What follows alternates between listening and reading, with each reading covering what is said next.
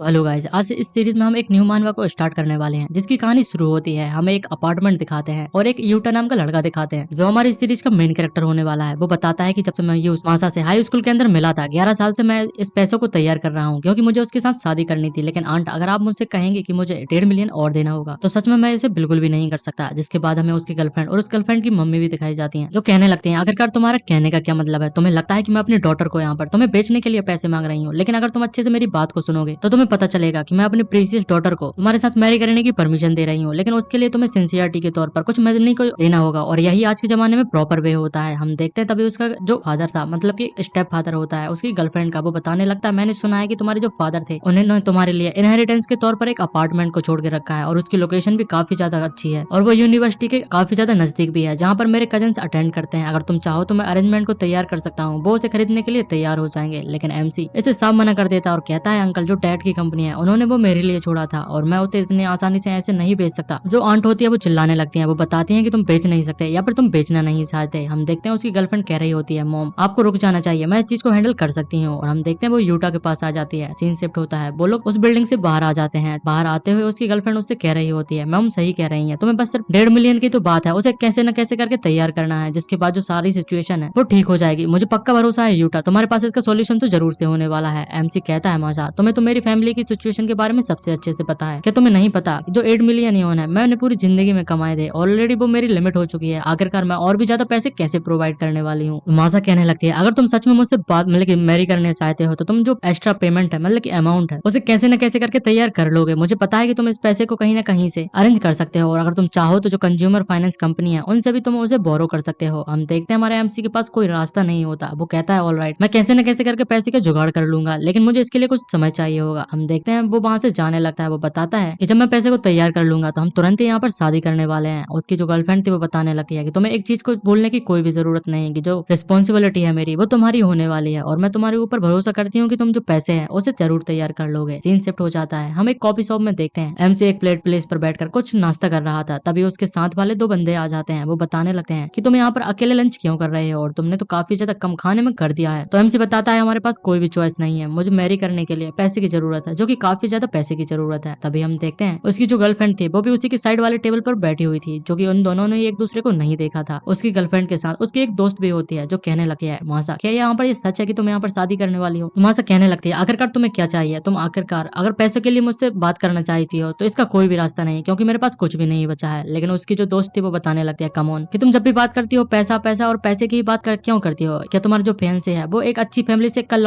Landlord नहीं होने वाला? तभी हम देखते हैं जो मासा होती है वो काफी ज्यादा अजीब सा चेहरा बना रही थी, और बताने लगती है, वो जो बंदे की तुम बात कर रहे हो वो सबसे खराब बंदों में से एक आ गया, जिस दिन के बाद उसने मेरे साथ यहाँ पर स्लीप कर लिया था। उसी टाइम के बाद उसका जो एटीट्यूड है वो पूरी तरीके से बदल गया था, और उसने मुझे यहाँ पर सर्वेलेंस के तौर पर 1 लाख यौन भी दिए थे। इसके बाद उसने मुझे कहा था कि मुझे कभी भी यहाँ पर फिर से परेशान करने की कोशिश बिल्कुल भी मत करना। लेकिन जो मनी थी वो मेरे लिए काफी नहीं थी, वो मुझे एक अच्छे से रेस्टोरेंट में होटल की मील भी यहाँ पर पूरी नहीं करने दे सकती। हम देखते हैं उसकी दोस्त काफी ज्यादा शॉक्ड हो जाती है, तो और कहने लगती है, तो आखिरकार तुम किससे शादी करने वाली हो? अब तुम्हें ये मत कहना कि तुम उस बंदे से शादी करने वाली हो। तब भी मासा कहने लगती है, मेरे पास कोई भी चॉइस नहीं है, मुझे 2 दिन के पहले ही पता चला था कि मैं प्रेग्नेंट हो चुकी हूँ, और अगर यहाँ पर मैंने जल्दी शादी नहीं की तो जो चीजें हैं वो काफी ज्यादा गड़बड़ हो जाएंगी। और वो बताते हैं, एक बार मेरे पास मेरा बच्चा आ जाएगा तो मैं किसी और मैन के साथ आराम से शादी कर सकती हूँ, और जो अभी का बंदा होने वाला है उसकी प्रॉपर्टी पे मेरी नजर बनी हुई है, और मैं उसे सेटलमेंट कराकर उसे एक लात मारकर यहाँ से निकाल देने वाली हूँ। इस सारी बातों को हमारा एमसी सुन रहा था और तुरंत ही खड़ा हो जाता है। वो काफी ज्यादा शॉक्ड में लग रहा था। तभी हम देखते हैं मासा उसे बुलाने लगती है, लेकिन उसने उसकी शक्ल नहीं देखी थी, वो उसे एक वेटर समझ रही थी। वो बताती है, एक्सक्यूज मी, क्या तुम हमारे लिए कुछ वाटर को लेकर आ सकते हो? लेकिन एमसी कुछ जवाब नहीं देता, जिस वजह से मासा चिढ़ जाती है और उसे चिल्लाने लगती है, बताने लगती है कि तुम्हें यहाँ पर जल्दी करना चाहिए, आखिरकार तुम रिस्पॉन्ड करने में इतना ज्यादा टाइम कैसे ले सकते हो? एमसी का दिमाग यहाँ पर खराब ही होते जा रहा था, और वो वहां से जाने लगता है। जो मासा थी उसे चिल्लाते ही जा रही थी। वो बोलती है, मुझे तुम्हारे मैनेजर से बात करनी होगी। तभी सीन यहाँ पर स्टाफ रूम के अंदर आ जाता है। हमारा एमसी बैठे हुए काफी ज्यादा उसके सिर में दर्द होने लगता है, वो बहुत ही ज्यादा परेशान था। लेकिन तभी उसे कॉल आता है जिसके अंदर कोई बोलता है, यूटा, मैंने सुना है कि जो साकी चान है वो टोक्यो से यहाँ पर हमारी यूनिवर्सिटी के अंदर मूव कर रही है, तो तुम्हें उसे पिक करने के लिए एयरपोर्ट पे जाना है, ये बिल्कुल भी नहीं भूलना। तो वो सामने वाले बंदे से कहता है कि मैं समझ चुका हूँ, मेरा पार्ट टाइम जो शिफ्ट थी वो अभी अभी खत्म हुई है, तो मैं वहां पर चला जाता हूँ। हम देखते हैं वो नहाने के लिए चला जाता है और चिल्लाते हुए कह रहा था, मनी मनी और मनी। सभी लोगों को मनी की यहाँ पर क्यों जरूरत होती है? आखिरकार उसके अलावा लोग किसी बारे में और क्यों नहीं सोचते? लेकिन तभी उसे एक अनाउंसमेंट सुनाई देती है, प्लेयर एंगर जो है वो अपनी पीक पर पहुंच चुका है, जिससे रिजोल्व करने के लिए हम लोगों ने जो ग्लोबल इकोनॉमी है उसे मॉडिफाई कर दिया है, और साथ ही में जो मनी की वैल्यू थी वो 1 मिलियन मिलियन टाइम यहाँ पर करंट वैल्यू से कम कर दी गई है। जिसके बाद वो बताता है सैन और जो रैन है वो रिपोर्ट मतलब की करंटली यूनिट को जो पैसे की यूनिट होती है उसे रिस्टोर कर दिया है, जो पुराने जमाने में यूज की जाती थी लेकिन अब उसे भुला दिया गया है। और वो बताता है कि जो करंट एसेट हमारे एमसी के बैंक अकाउंट में मौजूद होगा वो हर दिन यहाँ पर इंटरेस्ट 10% इंटरेस्ट रेट के साथ बढ़ता चला जाएगा और डेली उसका जो इंटरेस्ट होने वाला है वो 5000 योन से बढ़ता ही जाएगा। लेकिन एमसी को समझ में नहीं आता, बस शौक था कि आखिरकार मुझसे कौन बात कर रहा है और उसे लगने लगता है कि स्ट्रेस के कारण शायद उसकी दिमागी हालत जो थी खराब होती जा रही थी। वो वहां पर एक बस के अंदर पहुंच जाता है और पहुंचते ही वो कहने लगता है आखिरकार जो एयरपोर्ट के अंदर पहुंचने की जो फी है वो कितनी होने वाली है। सभी लोग इस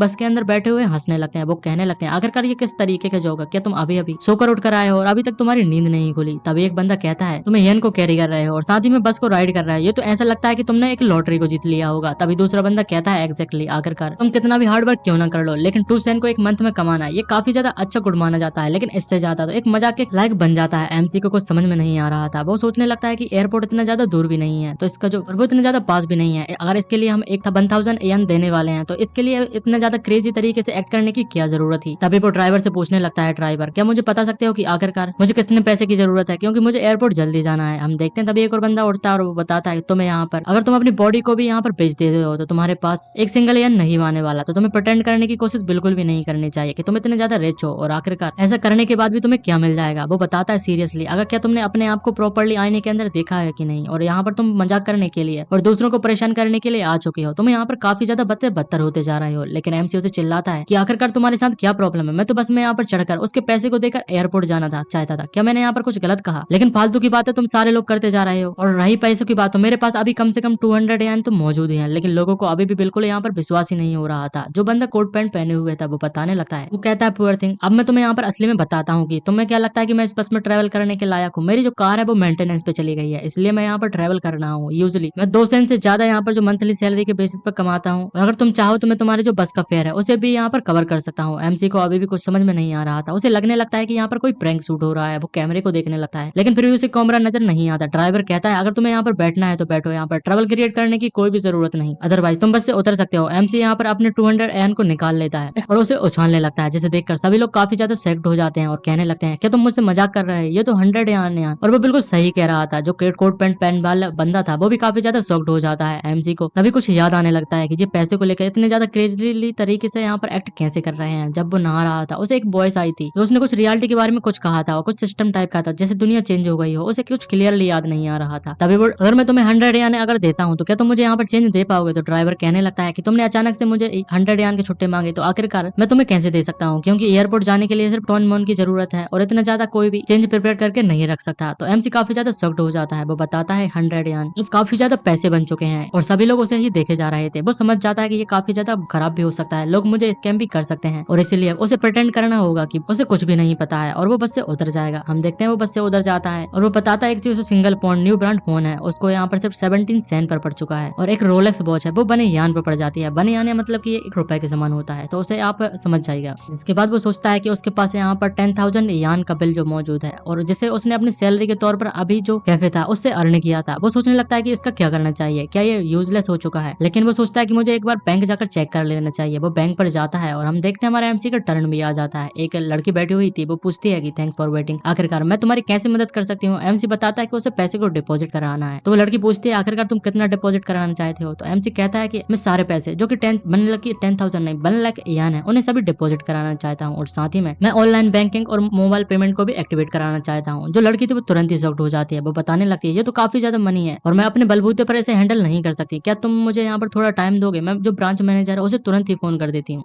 जिसके बाद हम उसी लड़के को देखते हैं जो सारे पैसे को जांच लेती है, जिनमें कोई भी प्रॉब्लम नहीं होती, और वीआईपी रूम में आ जाती है जहां पर एमसी बैठा हुआ था और बताती है जो वेरिफिकेशन है वो कंप्लीट हो चुकी है और क्या हमें जो तुम्हारे सारे पैसे हैं उन्हें डिपॉजिट कर देना चाहिए। लेकिन एमसी बताता है जरा रुको, मुझे कुछ पैसों को बचा लेना चाहिए मेरे एक्सपेंसिव के लिए। लेकिन तभी उनके रूम में यहाँ पर कोई एंटर कर जाता है। वो और कोई नहीं बल्कि उसकी गर्लफ्रेंड थी जो एक आदमी के साथ आई हुई थी और शादी में कहती है डार्लिंग मैंने वैसा ही करा कि जैसा कि तुमने मुझसे कहा था, जो पैसे वाला आदमी है सुन मेरे साथ शादी करने वाला है और काफी ज्यादा पैसे भी देने वाला है, और जिसके बाद मैं एक शादीशुदा औरत बन जाऊंगी। क्या ये एक्साइटेड बिल्कुल भी नहीं है। हम देखते हैं वो उसके पीछे हाथ लगाता है और कहता है क्यों नहीं, अगर किसी और की जो वूमन होती है उसे चुराने में जो मजा है वो किसी और चीज में नहीं। लेकिन तभी एमसी कहने लगता है मियावी, मुझे नहीं लगा था कि तुम इस तरीके की एक औरत निकलोगी। जो मियावी थी, मतलब कि उसकी गर्लफ्रेंड का नाम होता है, वो शॉक्ड हो जाती है और कहते हैं यूटा आखिरकार तुम यहाँ पर क्या कर रहे हो। लेकिन तभी कहती है हाँ तुम्हें तो यहीं पर होना चाहिए, शायद तुम लोन के एप्लीकेशन को यहाँ पर देने के लिए आए होगे। लेकिन एमसी कहता है लोन, आखिरकार तुम्हें क्यों लगता है कि मैं इस जैसी सिचुएशन में तुम्हारे साथ शादी करने वाला हूँ। लेकिन जिस पर से जो लड़की थी वो चिढ़ जाती है और कहने लगती है आखिरकार तुम्हारे साथ क्या प्रॉब्लम, मेरे जैसी ग्रेट वूमन, मेरे जैसी इतनी अच्छी बॉडी वाली भी वूमन होती है, उनका एक हस्बैंड और बॉयफ्रेंड होना इसमें कोई भी बड़ी बात नहीं है। लेकिन अगर तुम्हारे पास इतना ज्यादा टाइम है फालतू की बकवास करने का, तो वो समय तुम्हें यहाँ पर जो पैसे हैं उन्हें अरेंज करने के लिए लगा देना चाहिए। एमसी कहता है कि अब तो मुझे भरोसा हो चुका है कि तुम सबसे निचले दर्जे वाली वूमेन हो सकती हो, लेकिन मुझे माफ करना, जैसे कि मेरा ट्रांजेक्शन कंप्लीट हो चुका है तो अब मुझे यहाँ पर चलना चाहिए। लेकिन जो लड़की थी, मतलब की जो रिसेप्शनिस्ट होती है, वो कहने लगती है मिस्टर अगर आपके साथ कोई प्रॉब्लम ना हो तो हमारे जो ब्रांच मैनेजर वो पर्सनली आकर तुम्हें ग्रीट करना चाहेंगे। लेकिन जब हम देखते हैं एमसी को, जो मियावी के साथ मतलब की आदमी आया था, वो उसे रोक लेता है और कहता है जरा रुको, इस यंग मैन को जो ब्रांच मैनेजर खुद ग्रीट करना चाहता है, आखिरकार क्या प्रॉब्लम है। लेकिन उससे पहले तुमने मेरी मियावी को इंसल्ट किया है, उसके लिए तुम्हें माफी मांगनी होगी। एमसी कहता है आखिरकार तुम समझते क्या हो अपने आप को, और तुम्हें लगता है कि तुम मुझसे फाइट कर सकते हो, तो मुझे इसमें कोई भी प्रॉब्लम नहीं है। तुम मुझे काफी ज्यादा वैसे भी डिस्गाइज कर रहे हो, लेकिन इसके बाद मेरे से माफी मांगने की कोशिश बिल्कुल भी मत करना। हम देखते हैं वो बंदा काफी ज्यादा चिढ़ जाता है और कहता है क्या क्या तुम्हें नहीं पता कि मैं आखिरकार कौन हूँ, मैं यहाँ पर त्यान रियाओ ग्रुप का प्रेसिडेंट हूँ। क्या तुम्हें पता है कि हमारी जो कंपनी थी हर साल कितने ज्यादा एन को यहाँ पर टैक्स के रूप में पे करती है, जितना की तुम्हारी पूरी जिंदगी में तुम नहीं कमा सकते। और वो हम देखते हैं एमसी से कहने लगता है अगर मैं चाहूँ तो तुम्हारे जो ट्रांजेक्शन है उसे बैंक के जरिए इमीडिएटली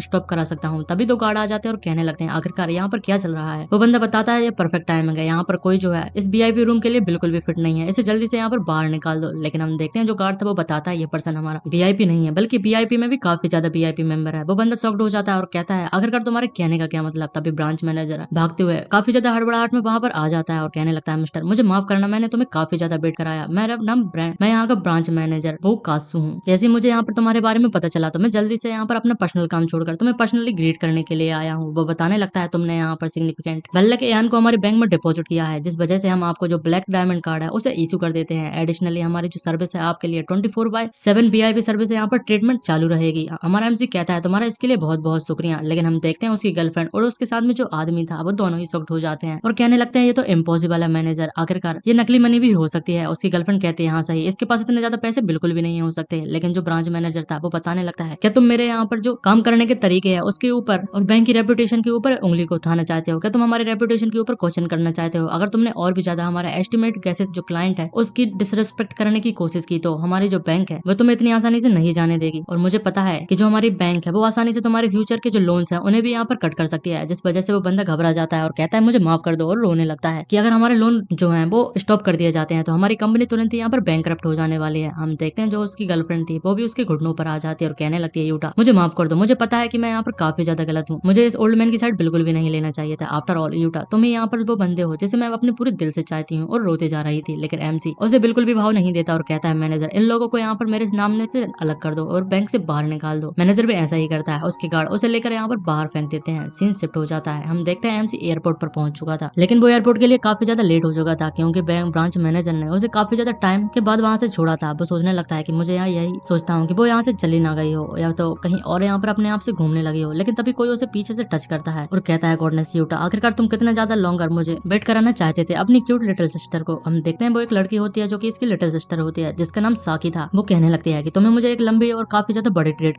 कर देनी होगी, तुमने मुझे काफी ज्यादा वेट कराया। वो कहने लगता है सॉरी मुझे माफ कर देना क्योंकि मुझे काफी ज्यादा काम आ चुके थे, लेकिन मैं तुम्हें ट्रीट पक्के से कर दूंगा, वो भी काफी ज्यादा अच्छा। लेकिन जिसके बाद जो साकी थी वो कहने लगती है कि यहाँ पर हम आइसक्रीम खाने जा सकते हैं। एमसी सोचने लगता है जो साकी है वो हमेशा की तरह काफी ज्यादा एडोरेबल है। एमसी कहता है हाँ ये काफी ज्यादा हॉट है तो हमें यहाँ पर जाकर जो कुछ ड्रिंक्स है उन्हें पहले पी लेना चाहिए। जिसके बाद वो वहां से जाने लगते हैं। एमसी कहता है जैसा कि मुझे पता है यहाँ पर स्टारा मौजूद है जो हमारे काफी ज्यादा नजदीक है, हमें वहां पर जाना चाहिए। लेकिन हम देखते हैं साकी थोड़ा शॉक से हो जाती है और कहती है यूटा ये तुम्हें इतने ज्यादा जो एयरपोर्ट के पीसेस हैं मतलब की प्राइजेस हैं तुम्हें पता है यहाँ पर काफी ज्यादा होते हैं, हम कुछ बाहर जाकर खा सकते हैं, तुम्हें यहाँ पर पैसे वेस्ट करने की कोई भी जरूरत नहीं। लेकिन तभी कोई आता है जो एमसी से टकरा जाता है और उनके सामने खड़ा हो जाता है। हम देखते हैं वो 3 बंदे होते हैं जो कि यूनिवर्सिटी में साकी के क्लासमेट होने वाले थे। एक बंदा जिसका नाम सिंजी यमाड़ा होता है वो बताने लगता है क्या ये यूटा है मतलब की साकी है और क्या तुम लोग यहाँ पर स्टारा में कॉफी पीने के लिए जा रहे हो तो मैं तुम्हें ट्रीट कर सकता हूँ। और उसके जो साथी थे वो उसके लिए मजाक उड़ा रहे थे। वो बताते हैं ये तुम्हारे साथ में जो बंदा है उसको देखकर ऐसा बिल्कुल भी नहीं लगता जो स्टारा के अंदर कॉफी भी यहाँ पर परचेज कर सकता होगा। जो लड़की थी वो भी उसका मजाक बनाने लगती है। वो बताती है इसके जो क्लॉथ है वो काफी ज्यादा सेमी है, स्टारा में कॉफी की जो कॉस्ट होती है 5 रन पर कप होती है और क्या तुम्हें पता है कि तुम वहां पर जाकर जाकर बिल्कुल भी नहीं खरीद सकते।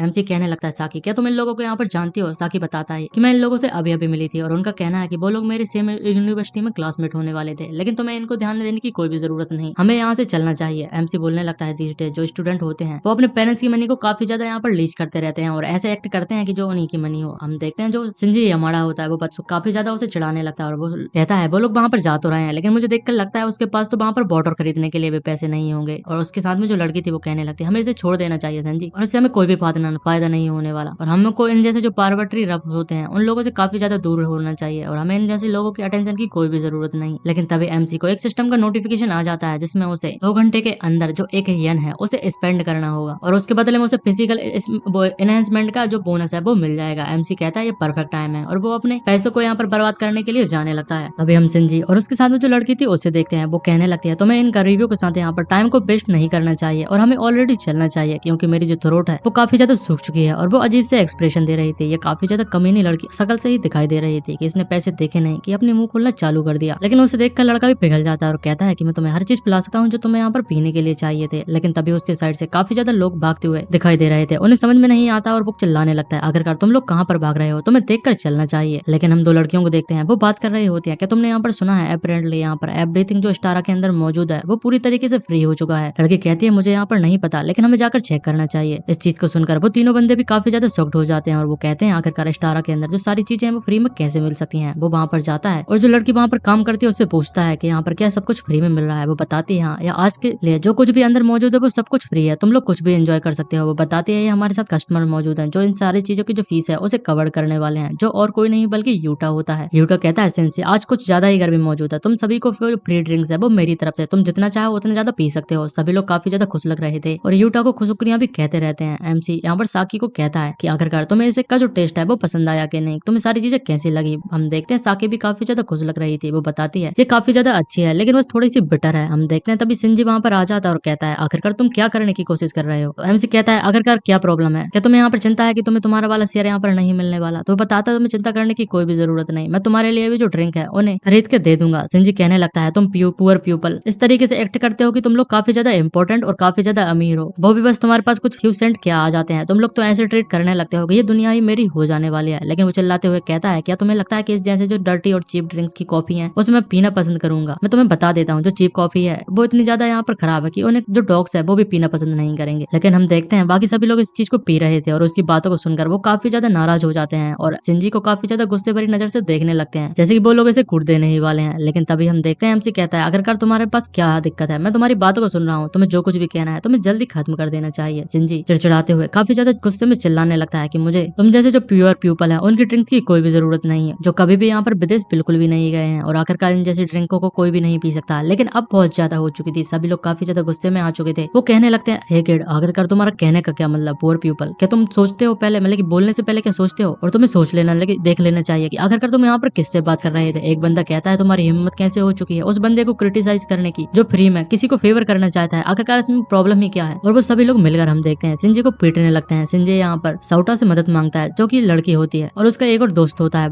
जो लोग वहाँ पर मौजूद थे वो कहने लगते हैं क्या ये लोग भी इसके साथ में मौजूद हैं। लेकिन जो लड़की और वो लड़का था दोनों ही मना कर देते हैं कि हम लोग इसके साथ बिल्कुल भी मौजूद नहीं है। तभी यूटा वहाँ पर आ जाता है और कहता है यू ब्रेड अगर तुम्हें यहाँ पर लगता है कि तुम मेरी सिस्टर के साथ हुकअप कर सकते हो तो तुम्हें इसके लिए थोड़े अपने माइंड को चेंज कर लेना चाहिए। और हम देखते हैं सिंजी और जो यूटा था वो वहाँ से जाने लगते हैं। सिंजी कहने लगते हैं कि तुम्हें अपने इतने ज्यादा पैसे को बर्बाद करने की कोई भी जरूरत नहीं थी। लेकिन यूटा कहता है कि तुम्हारा ब्रदर के पास अब काफी ज्यादा पैसे आ चुके हैं, ये तो कुछ भी नहीं है, आखिरकार कोई भी मेरी सिस्टर के यहाँ पर नीचे दिखाने की कोशिश कैसे कर सकता है। और जो सिंजी थी लेकिन जो साकी थी वो काफी ज्यादा खुश हो जाती है और कहने लगती है यूटा जो है काफी ज्यादा कूल है। हम देखते हैं टैक्सी स्टैंड पर वो पहुंच चुके थे और हमारे एमसी का जो मिशन था वो भी कंप्लीट हो जाता है। वो सोचने से लगता है ये काफी ज्यादा क्लोज था, मैंने कभी भी इमेजिन नहीं किया था आखिरकार स्टारा में जो डेली सेल्स होती हैं उन्हें मैं इस तरीके से परचेज कर सकता हूँ, ये तो एक सपने के समान है और वो भी एक सिंगल येन में ये सारी चीजें मिल जाती हैं। हम देखते हैं उसे मिशन पूरा करने पर जो फिजिकल एनहेंसमेंट का जो पिल थी वो मिल जाती है। वो सोचने लगता है खाकर मुझे क्या असर होने वाला है। सिस्टम बताता है कि उसका जो स्टेमिना था वो ऑर्डिनरी पीपल से 3 टाइम तक बढ़ चुका है और उसकी स्ट्रेंथ भी इतनी ज्यादा बढ़ जाती है। जिसके बाद हम देखते हैं साकी और वो दोनों ही स्टैंड पर वेट करने लगते हैं, लेकिन उन्हें टैक्सी बिल्कुल भी नहीं मिल रही थी। तभी जो साकी थी वो एक कार को देखती है और बताती है कार काफी ज्यादा अच्छी लग रही है और वो कार आकर उनके सामने रुक जाती है। उसके अंदर एक लड़की बैठी हुई थी, वो यूटा से कहने लगती है आखिरकार तुम यहाँ पर क्या कर रहे हो। वो बताता है मैनेजर यांगी, मैं अपनी जो लिटिल सिस्टर है उसे पिकअप करने के लिए आया था और मैं इसके बाद उसे यूनिवर्सिटी डोम में ले जाने वाला था। साकी कहने लगती है क्या तुम इसे यहाँ पर जानते हो यूटा, तो जो मैनेजर होती है वो कहने लगती है वेट, क्या तुम भूल चुके हो कि तुम्हारा जो इंपॉर्टेंट प्रोजेक्ट प्रेजेंटेशन है वो आफ्टरनून में होने वाला है। एमसी कहता है ऑलराइट, मैं तो इसे यहाँ पर भूल ही चुका था। वो सोचने लगता है कि मुझे और भी ज्यादा जो मनी है उसके लिए स्ट्रगल करने की कोई भी जरूरत नहीं, लेकिन जो प्रोजेक्ट है वो कुछ और ही है जिसके लिए मैं काफी ज्यादा महीनों से प्रिपेयर कर रहा था। तो साकी थी जो कहती है तुम्हें चिंता करने की कोई भी जरूरत नहीं, तुम जाकर अपने काम कर सकते हो यूटा, मैं अपने आप से यहाँ पर चले जाएंगे। बिसाइड तुमने मुझे कभी भी नहीं बताया कि तुम इतने ज्यादा जो ब्यूटीफुल वुमन है उसके साथ यहाँ पर काम करते हो, तो तुम्हें ये मौका इसे बिल्कुल भी नहीं खोना चाहिए। लेकिन एमसी कहने लगता है आखिरकार तुम क्या कह रही हो, ऐसा बिल्कुल भी नहीं है हमारे और मैनेजर यांगी के बीच में। मैनेजर कहने लगती है क्या तुमने यहाँ पर कुछ कहा, तो यूटा शर्माते हुए कहने लगता है नहीं नहीं, मैं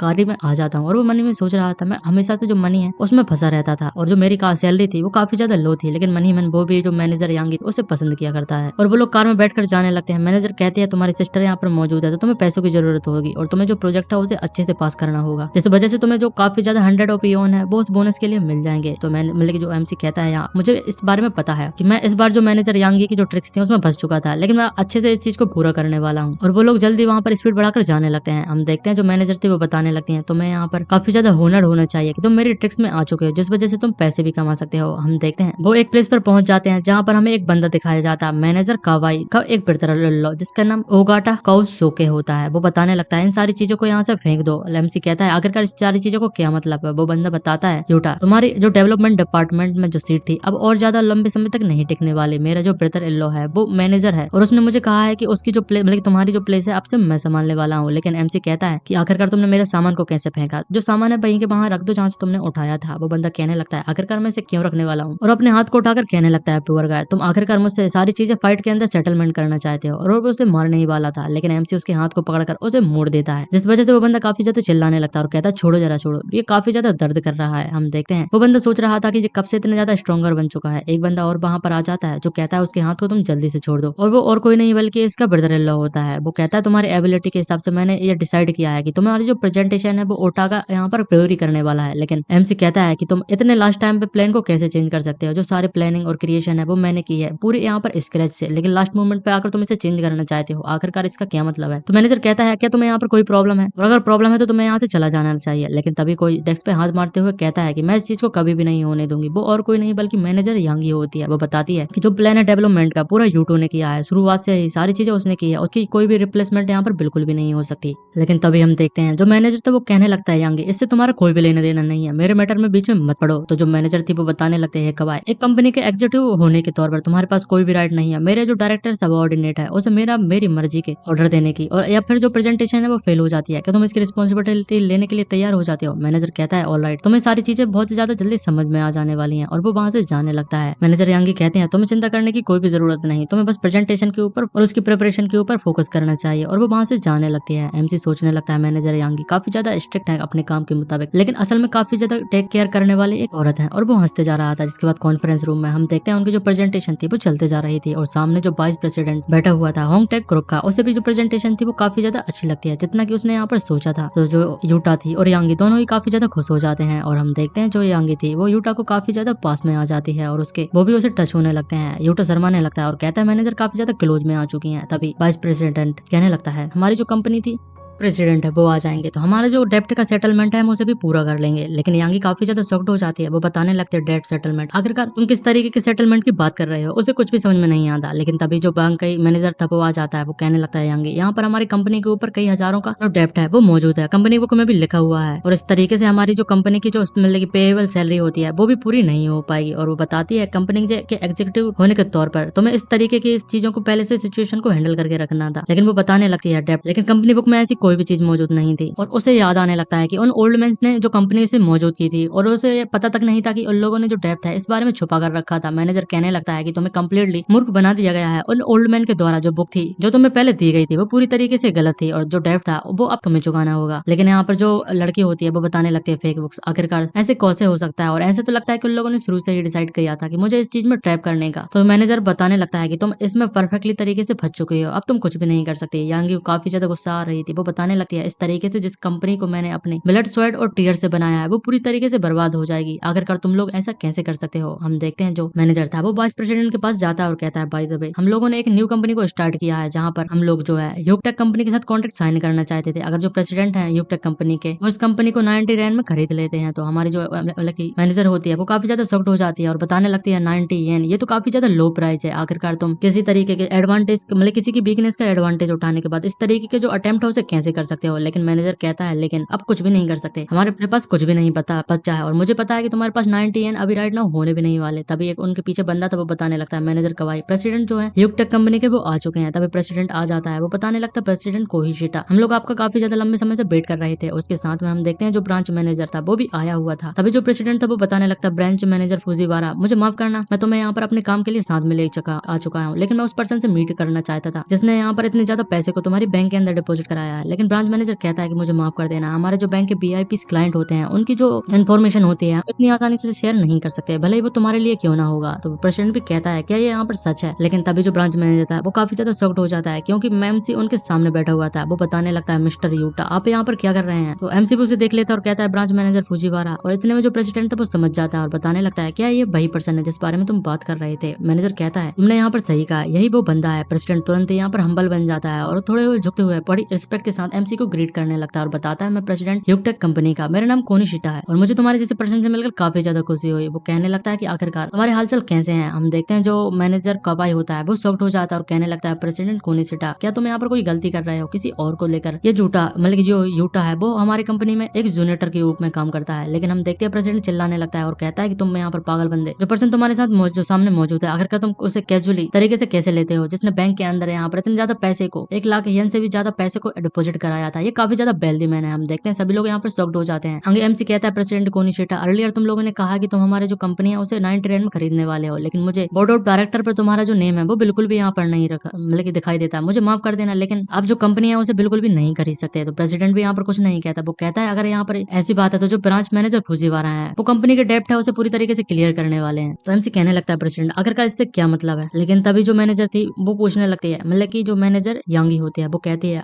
लेकिन मुझे इससे पहले एक चीज को पूछना पड़ेगा। एमसी कहता है कि यहाँ पर जो पीपल इस चीज में इन्वॉल्व है जिन्होंने फेक बुक को क्रिएट किया है मैं उसे लीगली यहाँ पर कंपनी को सेल करने के तौर पर अच्छे से उन्हें ट्रीट करने वाला हूँ। जिसके बाद एमसी यहाँ पर मैनेजर कावाई की तरफ इशारा करते हुए कहने लगता है कि तुम लोगों ने इस सारी चीजों को बीच में अपने हाथ को यहाँ पर घुसेड़ा है तो तुम्हारी जो इन्वेस्टिगेशन है ब्रांच मैनेजर फुजीवारा करने वाले हैं और चिंता करने की कोई भी जरूरत नहीं, हम लोग इसे बड़ी अच्छे से कोऑपरेट करने वाले हैं। फुजीवारा कहता है कि अथॉरिटीज और कंडक्ट पूरी इन्वेस्टिगेशन के साथ होने वाला है। हम देखते हैं जो मैनेजर कवाई होता है वो काफी ज्यादा घबरा चुका था और कहता है मुझे कह दो ये सब चीजें झूठी होने वाली हैं। और अगले ही हम दिन देखते हैं वो अरेस्ट हो चुका था अपनी ही कंपनी को अंदर से बेचने के लिए। हम देखते हैं जिसके बाद जो मैनेजर यांगी होता है और हमारा एमसी था वो दोनों ही ड्रिंक कर रहे होते हैं। मैनेजर उसे शुक्रिया कहती है हमारी कंपनी को, लेकिन मेरी कंपनी को यहाँ पर बचाने के लिए मुझे काफी ज्यादा अप्रिशिएट करती है। और हम देखते हैं एमसी कहता है नहीं इसमें कोई भी बड़ी बात नहीं है। लेकिन जो अब कंपनी थी वो एमसी की हो चुकी थी, लेकिन वो अभी भी कहता है कि मैं मैनेजर यांगी को चाहता हूँ कि वो कंपनी को लीड करें, लेकिन इस बार तुम्हें केयरफुल रहना होगा। अगली बार तुम फ्यूचर में पास्ट के जैसे बिल्कुल किसी और के साथ मूर्ख नहीं बन सकती। और हम देखते हैं जो यांगी थी उसने कुछ ज्यादा ही पी ली थी, वो शर्माते जा रही थी और कहती है लेकिन मैं काफी ज्यादा जल्दी लोगों की बातों में आ जाती हूँ। और वो उठकर एमसी के पास जाने लगती है और कहती है आखिरकार हम और क्यों नहीं पीते। और हम देखते हैं वो जाते हुए गिर जाती है। एमसी उसे पकड़ लेता है। यांगी बताने लगते हैं ऐसा लगता है मैंने अपने एंकल को मोड़ लिया है, क्या तुम मुझे अपस्टर मेरे रूम में जाकर छोड़ सकते हो। और वो शर्मा रही थी और वो साथ ही में कहती है लेकिन तुम्हें मुझे प्रॉमिस करना होगा तुम इस स्ट्रेंज सिचुएशन का कोई भी फायदा नहीं उठाने वाले। एमसी उसे ले जाता है और कहता है मैं इन सारी चीजों को समझ चुका हूँ। वो उसे रूम में छोड़ देता है और कहने लगता है यांगी जो कि अब न्यू प्रेसिडेंट बन चुकी है कंपनी की, मैं अब वापस चला जाता हूँ। लेकिन हम देखते हैं जो यांगी थी उसे पकड़ लेती है और पकड़कर उसे किस करने लगती है और बताती है कि यहाँ पर इस बार तुम मेरी ट्रिक में आकर फंस चुके हो। हम देखते हैं एमसी भी इसी मौके का इंतजार कर रहा था और वो तुरंत ही यांगी को लिटा देता है और दोनों ही मूड बनाने लगते हैं और हमें बताते हैं कि 6 घंटे बीत चुके थे उन्हें मंजिल लेते हुए। एमसी बताने लगता है इसमें तुम्हारी ही गलती थी क्योंकि तुमने मुझे प्रोवोक किया था। और वो हंसने लगता है। तभी जो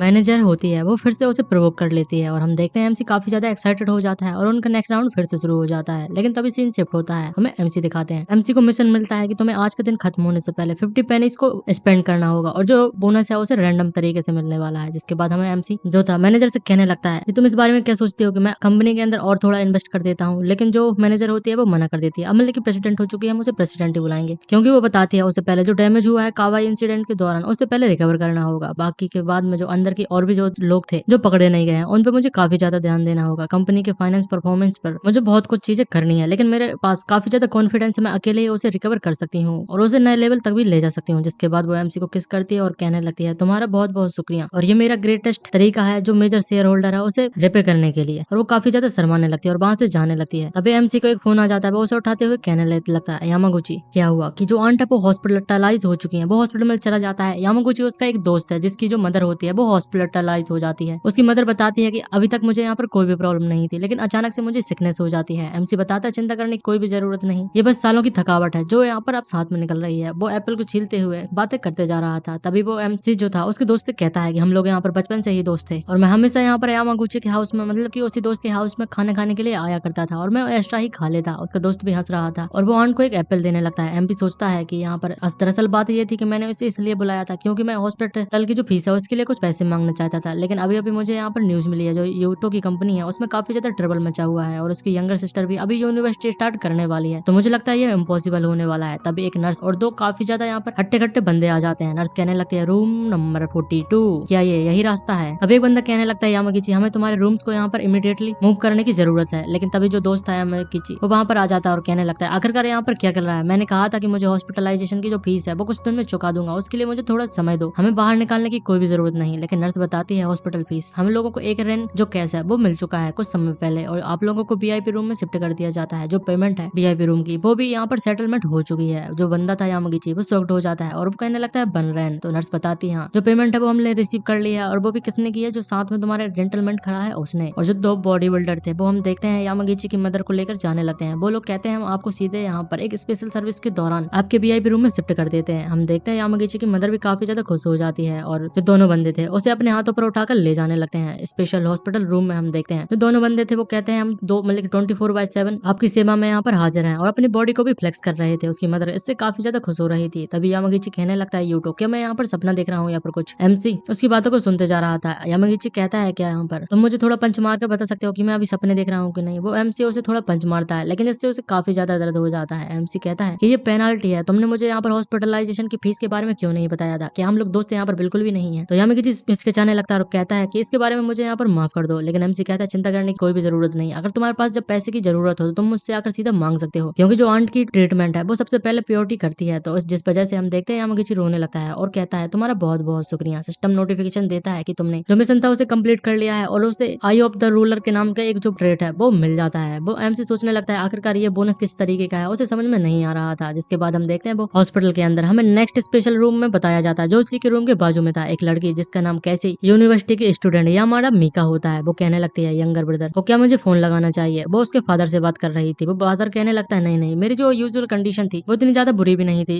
एक रीजन था मैंने तुम्हें यहाँ पर बुलाया था क्योंकि मैं कंपनी के मैनेजमेंट को यहाँ पर तुम्हारे ऊपर सौंपना चाहता था। वो एक फाइल के अंदर सारी चीजें उसे दे देता है जिसके अंदर कंपनी के सारे अरेंजमेंट लिखे हुए थे और वो कहने लगता है मीका तुम कैसे अकेडमी में एक एलाइड के तौर पर हो, जो प्रोजेक्ट है वो तुम्हारे लिए और तुम्हारे मेजर के हिसाब से परफेक्टली तुम्हें फिट होने वाला है, तो मैं यहाँ पर तुम्हें इस चीज को हैंडल कर रहा हूँ और मुझे तुमसे काफी ज्यादा उम्मीद है। तो वो कहने लगती है मैं इस बार को जो वर्क है उसे केयरफुली तरीके से करूंगी और आपको सिर्फ यहाँ पर आराम करने पर ध्यान देना चाहिए। वो डैड कहने लगता है प्लीज इन सारी चीजों को तुम्हारे यंगर ब्रदर को बताने की कोई भी जरूरत नहीं, जो कि सेंजी होता है और शायद ही ये वही सेंजी होने वाला है जिसके साथ अभी हमारे एमसी की बहस हुई थी। और हम देखते हैं जो मीका थी वो वहां से जाने लगती है, लेकिन तभी एक लेडी और उसके साथ दो हम लोगों को भी देखते हैं। जो लेडी थी वो कहने लगती है ये लड़की कुछ ज्यादा ही अच्छी लग रही है और ऐसा लगता है कि इसके पास काफी ज्यादा वेल्दी एसेट्स भी होने वाले हैं। जो औरत थी वो एकदम से उस लड़की के सामने आ जाती है, मतलब कि मीका के सामने आ जाती है और गिर जाती है। वो बताने लगती है तुम्हें ध्यान देना चाहिए, आखिरकार तुम यहाँ पर कहाँ पर चल रही हो? लेकिन मीका कहती है तुम ही वो थी जिसने मुझे धक्का दिया था। लेकिन वहाँ पर जो दो लोग मौजूद थे वो उस लेडी का यहाँ पर साथ देने लगते हैं और कहते हैं कि तुम हमने भी देखा है कि तुम ही ने उस बूढ़ी औरत को धक्का दिया है, प्रिटेंड करने की कोशिश बिल्कुल भी मत ना करना कि यहाँ पर कुछ भी नहीं हुआ। और वो मीका को पकड़ने लगता है और पीछे के धकेलने लगता है, लेकिन तभी एमसी आकर उसे पकड़ लेता है और हम देखते हैं उसकी जो आई ऑफ द थ्रोट थी वो एक्टिवेट हो जाती है। मीका एमसी को धन्यवाद करती है, लेकिन जो एमसी था उसकी नजर कहीं और जा रही थी, वो शर्माने लगता है।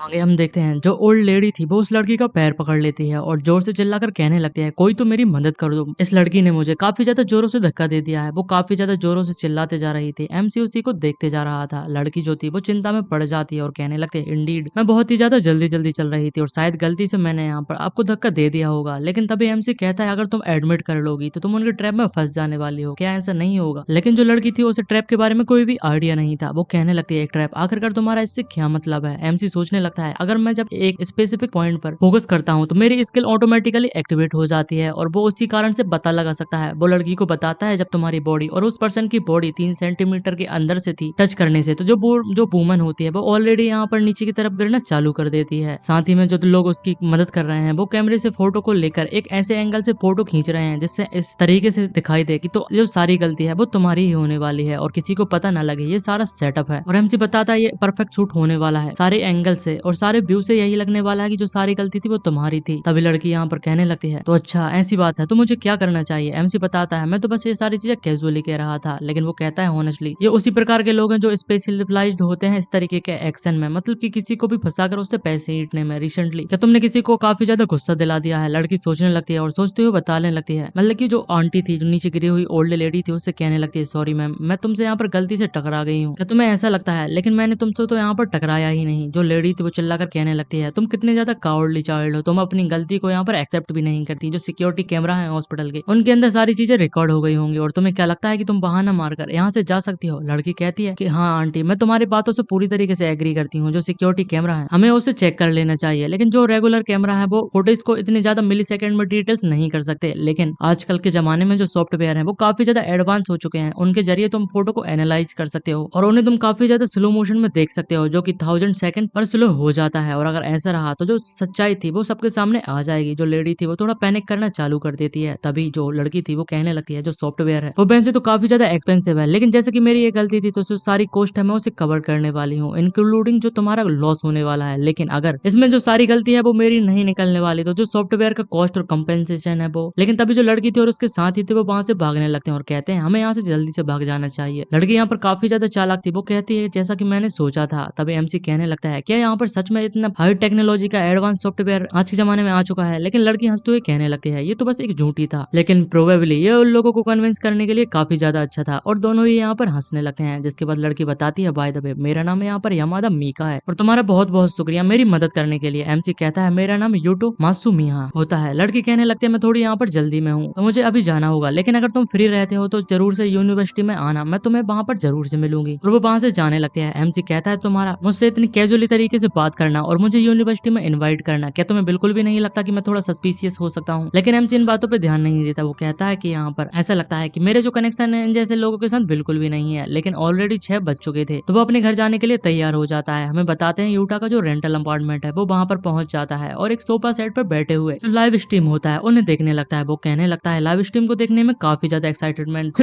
होती है और हम देखते हैं दो पॉपुलर क्रिएटर का वहाँ पर पीके चल रहा था जो उन दोनों के बीच में लाइव मैच चलता है और जिनकी ऑडियंस ज्यादा होती है, मतलब कि जिन्हें ज्यादा पॉपुलरिटी मिलती है वो इस मैच में जीत जाते हैं। जिनमें से हम पहली पिंक कलर की बालों वाली लड़की को देखते हैं। वो सभी से अपने आप को सपोर्ट करने के लिए कह रही थी और काफी ज्यादा उसने छोटे कपड़े हुए पहने थे। लोग उसे यहाँ पर इमोजी लाइक्स और पैसे भेजते जा रहे थे। और वहीं हम दूसरी तरफ एक लड़की को देखते हैं जो उससे कहीं उम्र में कहीं ज्यादा छोटी लग रही थी और उसने पूरे कपड़ों को अपने अच्छे से पहन रखा था और वो इस पीके मैच में हार रही होती है। वो सभी से यहाँ पर और ज्यादा वोट करने के लिए कहती है और अपने आप को सपोर्ट करने के लिए कहती है, लेकिन सामने वाली लड़की कहती है इन दी एंड ऐसा लगता है कि मैं यहाँ पर जीतने वाला हूँ। तो हमें जो सामने वाली लड़की होती है हमें उनका अभी नाम नहीं बताया गया है तो क्या पनिशमेंट देनी चाहिए। तो लड़की कहने लगती है जैसे कि वो एक स्ट्रीमर है तो हमें उसे स्ट्रीम के अंदर जो गेम है उसके पैरों से कंट्रोल करने के लिए उसे चैलेंज देना चाहिए। लेकिन तभी एमसी की जो आई ऑफ द रूलर होती है वो एक्टिवेट हो जाती है और वो कमेंट में लिखने लगता है कि जो सामने वाली जो लड़की थी जिसने पूरे कपड़े पहने हुए हैं उसके लेग काफी ज्यादा छोटे हैं और इस कारण से जो उसका प्रोपोर्शन है वो काफी ज्यादा ऑफ है, इसलिए वो टेबल पर इतने अच्छे से परफॉर्म नहीं कर पाएगी। तुम्हें ऐसा नहीं करना चाहिए। और वो उस लड़की को कमेंट कर देता है, लेकिन जो पिंक वालों वाली लड़की थी वो उससे काफी ज्यादा चिढ़ जाती है और कहती है कि मैं इतने ज्यादा लंबे समय से स्ट्रीम कर रही हूँ और तुम्हें क्या लगता है कि मैं यहाँ पर स्ट्रीम के अंदर बिगनर हूँ और मुझे इन बारे में कुछ भी नहीं पता। फर्स्ट ऑफ ऑल तुम्हें इतने ज्यादा जो एंटी कमेंट्स है उन्हें नहीं करना चाहिए। और हम देखते हैं वो उसे उसकी स्ट्रीम से ब्लॉक कर देती है। एमसी शॉक्ड हो जाता है और जो उसकी ऑडियंस थी वो भी हमारे एमसी को क्रिटिसाइज करने लगती है और वो सभी को बताती है चिंता करने की कोई भी बड़ी बात नहीं, हमने उसे ऑलरेडी ब्लॉक कर दिया है। और एमसी को फोर्सफुली उसकी स्ट्रीम से निकाल दिया जाता है। एमसी कहने लगता है इनक्रेडिबल, ऐसा लगता है कि जो पर्सन की अकेले की जो ओपिनियन होती है वो यहाँ पर शेयर करने से कोई भी फायदा नहीं है। जिसके बाद एमसी जो सामने वाली लड़की थी जिसने पूरे कपड़े पहने हुए थे उसके पास पहुंच जाता है जिसका नाम मारियाना होता है। वो स्ट्रीम को चेक करने लगता है। तभी जो मारियाना थी वो कहने लगती है नहीं नहीं जो पीके टाइम है वो ओवर होने वाला है और सभी को मेरी मदद करनी होगी। वो काफी ज्यादा टेंस में चली जाती है और तभी हमारा जो एमसी था उसकी स्ट्रीम में एंटर कर जाता है और वो उससे जो जाइंट फेरी के जो स्टिकर्स थे जो कि पैसों में कन्वर्ट हो जाते हैं उन्हें 5x करके सेंड कर देता है, जिससे दोनों ही स्टीमर जो गर्ल्स थी वो शॉक्ड हो जाती हैं। जो जाइंट फेरी होता है वो बनियन को कोस्ट करता है और 5 टाइम उसने सेंड कर दिया था, जो कि 5-9 के बराबर था और आज के जमाने में वो काफी ज्यादा पैसे होते हैं। और जो मारियाना होती है, हम देखते हैं जो पी की स्ट्रीम थी उसमें कम कर लेती है। मारियाना काफी ज्यादा खुश हो चुकी थी। वो कहने लगती है यूटो सा तुम्हारा बहुत बहुत शुक्रिया मुझे सपोर्ट करने के लिए। और जो सामने वाली पिंक हेयर की लड़की थी वो कहने लगती है यूटो ये तो मुझे कुछ सुना सुना सा लग रहा है, ये काफी ज्यादा फेमिलियर पर्सन है। और वो अपने पोज को चेंज करते हुए काफी ज्यादा सेडक्टिव तरीके में सभी को काफी ज्यादा हार्डर ट्राई करने के लिए कहने लगती है। और इस लड़की का नाम युकाची होता है। वो बताते हैं कि युकाची है तुम सभी को लिए जो लेटेस्ट स्ट्रेच है वो करने वाली है। लेकिन हम देखते हैं एमसी के सामने कौन टिकने वाला था, वो जॉइंट फेरी को 10 गुना करके भेज देता है। सभी लोग काफी ज्यादा शौक थे। वो कहने लगते हैं नहीं नहीं नहीं अनदर 10 यहाँ पर आ चुके हैं। ऐसा लगता है वो रिपीट करते ही जा रहा है, उसकी उंगली लगातार दबते ही जा रही है। आखिरकार जो इतना बिग स्पेंडर है वो कैसे सो हो चुका है, ये तो कम्प्लीटली तरीके से पूरे जो पीके का रिजल्ट था उसे बदल देने वाला है। मारियाना काफी ज्यादा खुश हो चुकी थी। वो कहने लगती है देन यामाची मतलब कि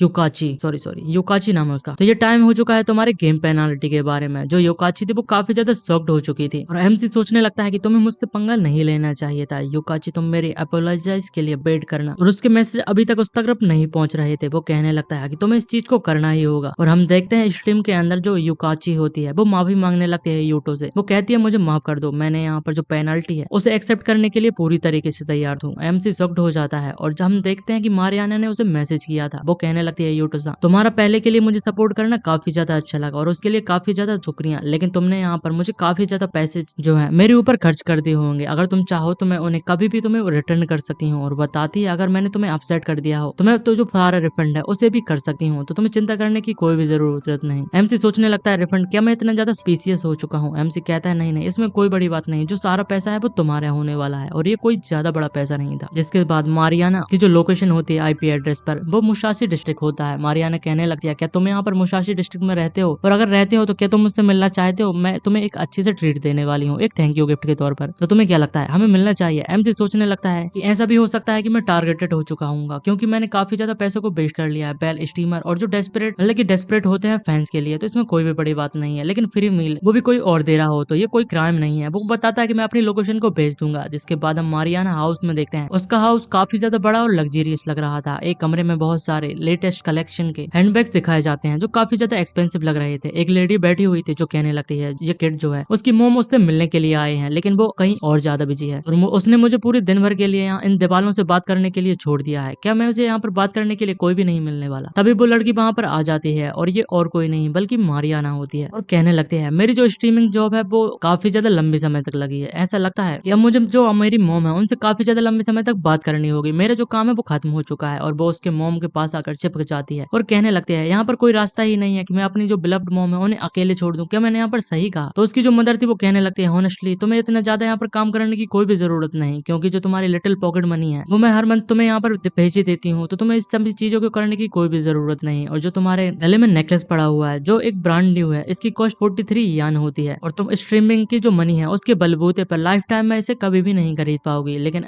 जो मारियन थी उसे किसी मतलब इस चीज से कुछ भी फर्क नहीं पड़ता और वो कहने लगती है वो स्ट्रीमिंग मनी के लिए नहीं करती, लेकिन वो इस चीज को फैंस के लिए करती है और वो इसे करना काफी ज्यादा पसंद है। जिसके बाद वो बताने लगती है मैं स्ट्रीम पर एक बंदे से मिली थी जो काफी ज्यादा स्ट्रंग मतलब की इंटरेस्टिंग है, लेकिन उसकी मदर कहने लगती है मैंने तुमसे हजारों बार नहीं 100 बार कहा है कि तुम्हारी जल्दी अरेंज मैरिज होने वाली है, तो तुम्हें यहाँ पर जो नानियो ट्रेडिंग कंपनी का सन है उसके साथ शादी करनी होगी, तो तुम्हें जो बियर्ड रिलेशनशिप के जो थॉट्स हैं उन्हें छोड़ देना चाहिए। और उसकी मदर खड़ी हो जाती है। लेकिन हम देखते हैं जो मारियान थी वो कहने लगती है बट मॉम मैं तो यहाँ पर जो मैरिज है वो बिल्कुल भी नहीं करना चाहती, मतलब कि अभी नहीं करना चाहती। तो उसकी मदर जाते हुए कहने लगती है ऑलराइट अगर तुम्हें यहाँ पर कोई भी कंप्लेंट है तो तुम्हें अपने डैड से बात करनी होगी, इसमें मैं कुछ भी नहीं कर सकता। जिसके बाद सीन शिफ्ट हो जाता है, हम एमसी को देखते हैं वो बाहर जा रहा था और कहता है मुझे काफी ज्यादा भूख लग चुकी है और मुझे खाने के लिए कहाँ जाना चाहिए। उसके मन में काफी ज्यादा अच्छी अच्छी जो डिशेस थी वो आते जा रही थी। वो सोचने लगता है आखिरकार मुझे यहाँ पर जो ग्रिल्ड चिकन है उसके साथ बियर लेनी चाहिए। जिसके बाद वो इजाकिया टोक्यो मतलब कि टाइकियो नाम की एक प्लेस पर आ जाता है जहाँ पर हमें सुनाई देता है कोई कह रहा था प्लीज जो रेंट का पेमेंट है क्या आप कुछ और देर तक होल्ड कर सकते हैं, मैं उसे जरूर से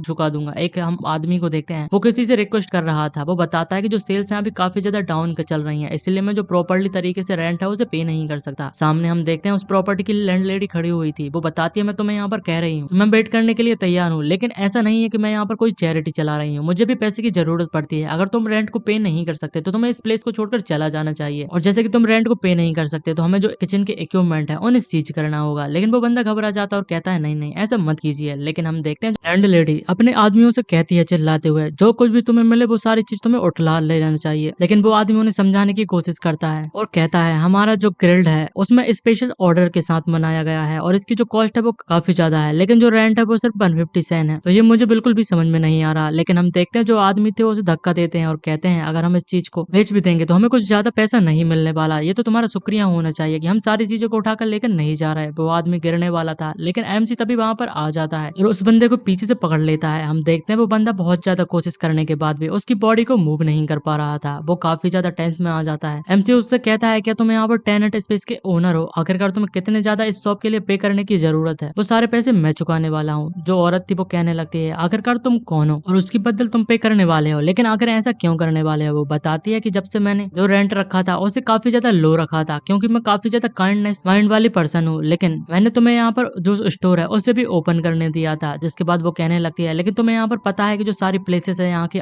रिडेवलपमेंट के अंडर में जाने वाली हैं और ऐसा कॉमर्शियल एरिया बनने वाला है, तो मेरे पास कोई रास्ता नहीं है। मुझे जो सेम रेंट है वो मैं नहीं रख सकती, मुझे भी रेंट को बढ़ाना होगा। तो बंदा कहने लगता है कि तुमने यहाँ पर ये कहा है लेकिन हर बार रिडेवलपमेंट के नाम पे जब से वो अनाउंस हुआ है तुम प्राइस को बढ़ाते ही जा रही हो। लेकिन जो लेडी थी वो उसे चुप करा देती है और कहती है जो साथ की तीनों शॉप है मेरी होने वाली है और अभी यहाँ पर एक जो ऑफर है वो भी चल रहा है कि तुम अपनी जो शॉप है उसे रेंट कर सकते हो, वो भी 2 येन के बदले में, और मुझे वो ऑफर चाहिए क्योंकि वो मुझे काफी ज्यादा फायदेमंद है। एमसी अपने फोन को निकाल कर किसी से बात करने लगता है और कहता है ब्रांच मैनेजर फूजीवारा, और वो उससे बात करने लगता है। लेडी उससे कह रही होती है अगर तुम्हें यहाँ पर 80 सेंट को 1 येन में रेंट में मंथली देने के लिए तैयार हो तो मैं इस बारे में सोच भी सकती हूँ। एमसी तभी कहता है क्या पेपर वर्क कंप्लीट हो चुके हैं, तुम्हारा बहुत बहुत शुक्रिया। जिसके बाद एमसी कहता है कि हमें इस तरीके की चीजों को जो ओनरशिप के राइट है उसे डिस्कस करने की कोई भी जरूरत नहीं क्योंकि जो प्लेस है ऑलरेडी मेरी हो चुकी है। लेकिन जो लेडी थी वो हंसते हुए कहने लगती है तुम्हारी क्या तुम्हें यहाँ पर पता है कि ये प्लेस मेरे नाम पर है और क्या तुम अपने दिमाग से पागल हो चुके हो? जो पूरी बिल्डिंग है वो मेरे नाम पर मौजूद है, चाहे तुम मुझे कितने भी ज्यादा पैसे क्यों ना देने वाले हो, मैं इसे बेचने वाला बिल्कुल भी नहीं है। और वो अपने आदमियों से कहने लगती है कि तुम लोग यहाँ पर क्या बातें सुन रहे हो, जल्दी करो और वहां पर जो भी सामान मौजूद है उसे यहाँ पर उठाकर लेके आओ। हम देखते हैं वो शॉप के पास जाने लगते हैं लेकिन एमसी जो था उन दोनों को ही अकेले के दम पर संभाल लेता है और उन्हें काफी ज्यादा दूर धकेल देता है, जिससे लेडी भी काफी ज्यादा घबरा चुकी थी और कहने लगती है आखिरकार तुम क्या करने की कोशिश कर रहे हो, मैं तुम्हें पुलिस को पकड़ा दूंगी, मैं पुलिस को कॉल करने वाली हूँ। एमसी कहता है कि मैं तो बस कंफर्म कर रहा था कि तुम्हारे पास सिर्फ एक ही राइट है जो कि कॉमर्शियल प्रॉपर्टी को यूज करने के लिए। तभी हम देखते हैं वहां पर बहुत बड़ी बड़ी मशीनरीज आ जाती हैं जो इस पूरे प्लेस को डिस्ट्रॉय कर सकती हैं। एमसी कहता है ऑन दी अदर हैंड मैंने इस पूरी लैंड को जो एंटायर डाउनटाउन है उसे परचेज कर लिया है, मैं कुछ भी कर सकता हूँ। अभी जो वर्कर्स थे वो आ जाते हैं और कहते हैं सर हमें कहाँ से स्टार्ट करना चाहिए। जो लेडी थी वो चिल्लाने लगती है और कहती है आखिरकार तुम क्या करने की कोशिश कर रहे हो। एमसी बताता है कि मुझे ऐसा लगता है कि अगर मैं चाहूँ तो यहाँ पर पूरे होल एरिया को फ्लैटन कर सकता हूँ, वो भी उसमें समय नहीं लगने वाला था, और जिसके बाद शायद मैं ऐसे 2 महीने 3 महीने यहाँ पर और भी ज्यादा लंबे समय तक ऐसे ही पड़ा रहने दूं। और मुझे नहीं लगता कि इसके बाद इसे कोई भी परचेस मतलब कि रेंट करने चाहता है। कुछ फ्यू हंड्रेड यान मेरे लिए कुछ भी नहीं होने वाले, वो तो मेरे लिए बस एक लिटिल पॉकेट मनी के समान है। जो लेडी थी वो काफी ज्यादा घबरा जाती है और कहती है कुछ 100 येन, वो भी पॉकेट मनी, और ऐसा लगता है कि मैंने कम मतलब कि सच में किसी जो डेंजरस आदमी है उसे यहाँ पर परेशान कर दिया है। वो अपने घुटनों पर आ जाती है और कहती है प्लीज मुझे यहाँ पर माफ कर दो। वो बताती है लास्ट ईयर मेरी जो सारी इंस्टॉलमेंट थी वो फेल हो चुकी है और मेरे पास अपने जो सपोर्ट करने के लिए कुछ भी नहीं बचा है, बस ये रेंट करने के लिए दुकान ही बची थी, इसलिए मुझे ऐसा करना पड़ा था। एमसी कहता है कि तुम्हें यहाँ पर पता है कि तुम्हें क्या करने की जरूरत है। वो लेडी कहने लगती है आपसे जो सारा एक्स्ट्रा रेंट है उसे छोड़ दिया जाएगा, साथ ही में जो इलेक्ट्रिसिटी बिल और वाटर बिल है वो हमारे ऊपर रहने वाला है, इस बारे में तुम क्या कहते हो। एमसी कहता है बेल अब तुम्हें यहाँ पर पता है कि तुम्हें क्या करना चाहिए। इस वजह से हम देखते हैं एमसी के जो अचीवमेंट्स पॉइंट होते हैं वो भी उसे मिल जाते हैं। जिसके बाद हम देखते हैं जो शॉप जिस बंदे ने रेंट की हुई थी वो एमसी को अच्छा अच्छा ग्रिल्ड सैंडविच और वगैरह वगैरह चीजें बनाकर खुआने लगता है। वो कहता है टू नाइट जो सारी प्लेस है वो तुम्हारे लिए रिजर्व की गई है, तुम जितना चाहे खा पी सकते हो। और वो कहता है कि मात्सुमिया सामा तुम्हारा बहुत शुक्रिया आज जो तुमने मेरे लाद के लिए यहाँ पर किया है। एमसी कहता है प्लीज मुझे इस तरीके से कहने की कोई भी जरूरत नहीं, और मैं हमेशा यहाँ पर आज से जो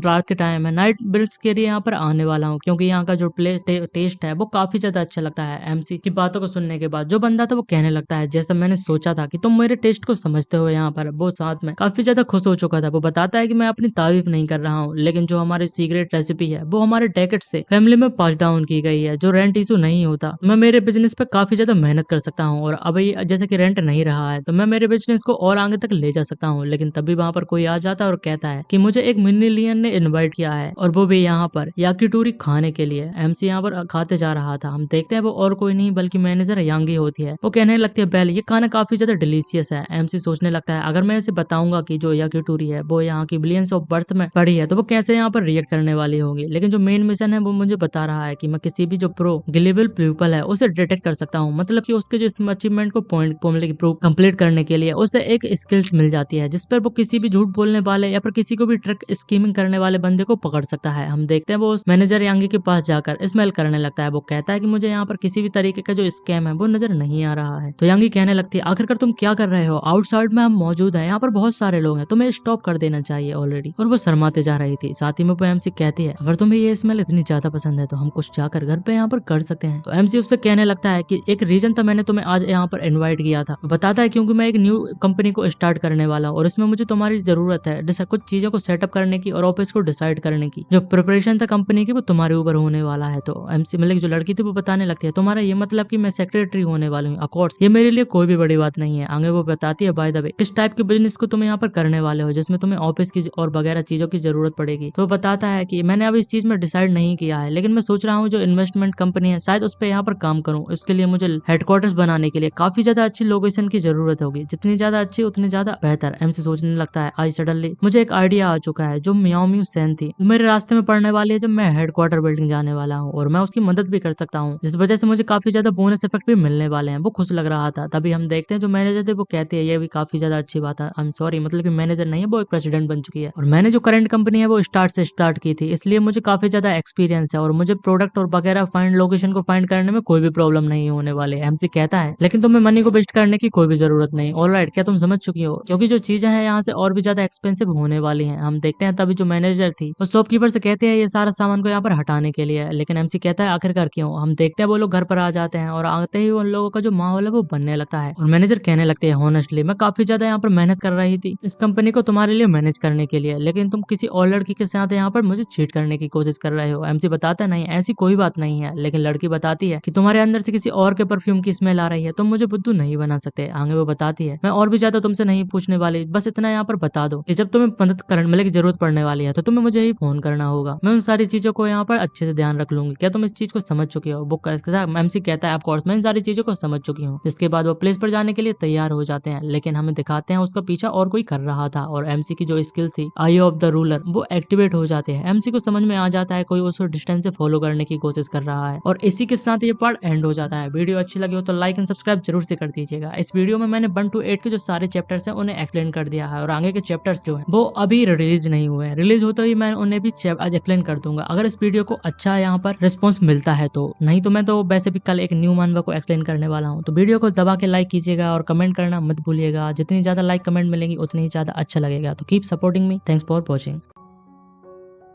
लोग वहाँ पर बाहर आ जाते हैं। उनमें से एक बंदा कहने लगता है, तुम काफी ज्यादा स्मार्ट हो जैसा कि मैंने सोचा था। आगे वो बंदा कहता है कि तुमने कुछ ज्यादा ही कर दिया, तुमने एक ऐसे बंदे को नाराज कर दिया है जो कि तुम्हें नहीं करना चाहिए था। मुझे माफ कर देना, लेकिन तुम इसके लिए रिग्रेट करने वाले हो। हम देखते हैं वो बंदे बेसबॉल बैट को निकाल लेते हैं और तुरंत ही एमसी के ऊपर अटैक कर देते हैं। एमसी उनके अटैक को डॉजता है और दूसरे के अटैक को पकड़ लेता है। एमसी कहने लगता है, अमेजिंग स्ट्रेंथ, भले ही मेरी फिजिकल इनहेस्ट क्यों ना हो गई हो, लेकिन मैं उनके साथ बराबरी पर मैच आ रहा हूँ। ये लोग प्रोफेशनल्स लगते हैं। एमसी तुरंत पीछे हट जाता है और कहता है कि ऐसा लगता है कि यहाँ पर कोई गलतफहमी हो चुकी है, लेकिन हमें वॉयलेंस का यूज करने के लिए कोई भी जरूरत नहीं है। हम बैठ के बात कर सकते हैं। क्या मैंने सही कहा? अगर तुम लोगों को पैसे ही चाहिए तो इसका सॉल्यूशन मैं बड़ी आसानी से दे सकता हूँ। तुम लोग बताओ कि आखिरकार तुम्हें कितने चाहिए। लेकिन वो लोग सीधे ही उसके हैंड पर अटैक कर देते हैं, जिससे सारा पैसा नीचे गिर जाता है। एमसी शॉक्ड था। सामने वाला बंदा कहने लगता है, हे किड, तुम्हें अब तक रियलाइज हो जाना चाहिएगा ये सारी चीजें हैं वो पैसों से सॉल्व नहीं होने वाली। यहाँ पर कुछ ऐसे लोग हैं जिन्हें तुम बिल्कुल भी नाराज नहीं कर सकते। उनके लिए पैसा कोई बड़ी बात नहीं है, इसीलिए तुम्हें अब सारी आशाओं को छोड़ देना चाहिए क्योंकि अब तुम मरने वाले हो। और वो तुरंत ही एमसी के ऊपर अटैक कर देता है और जिसके बाद हम देखते हैं वहां पर कुछ ओल्ड पीपल आ जाते हैं और कहने लगते हैं कि इस बंदे की तो कितनी ज्यादा अच्छी फिजिक्स है। जैसा कि हमने सोचा था जो एक्टर होते हैं वो काफी ज्यादा अच्छे होते हैं। तभी एक बंदा कहने लगता है, और मैंने सुना है कि कुछ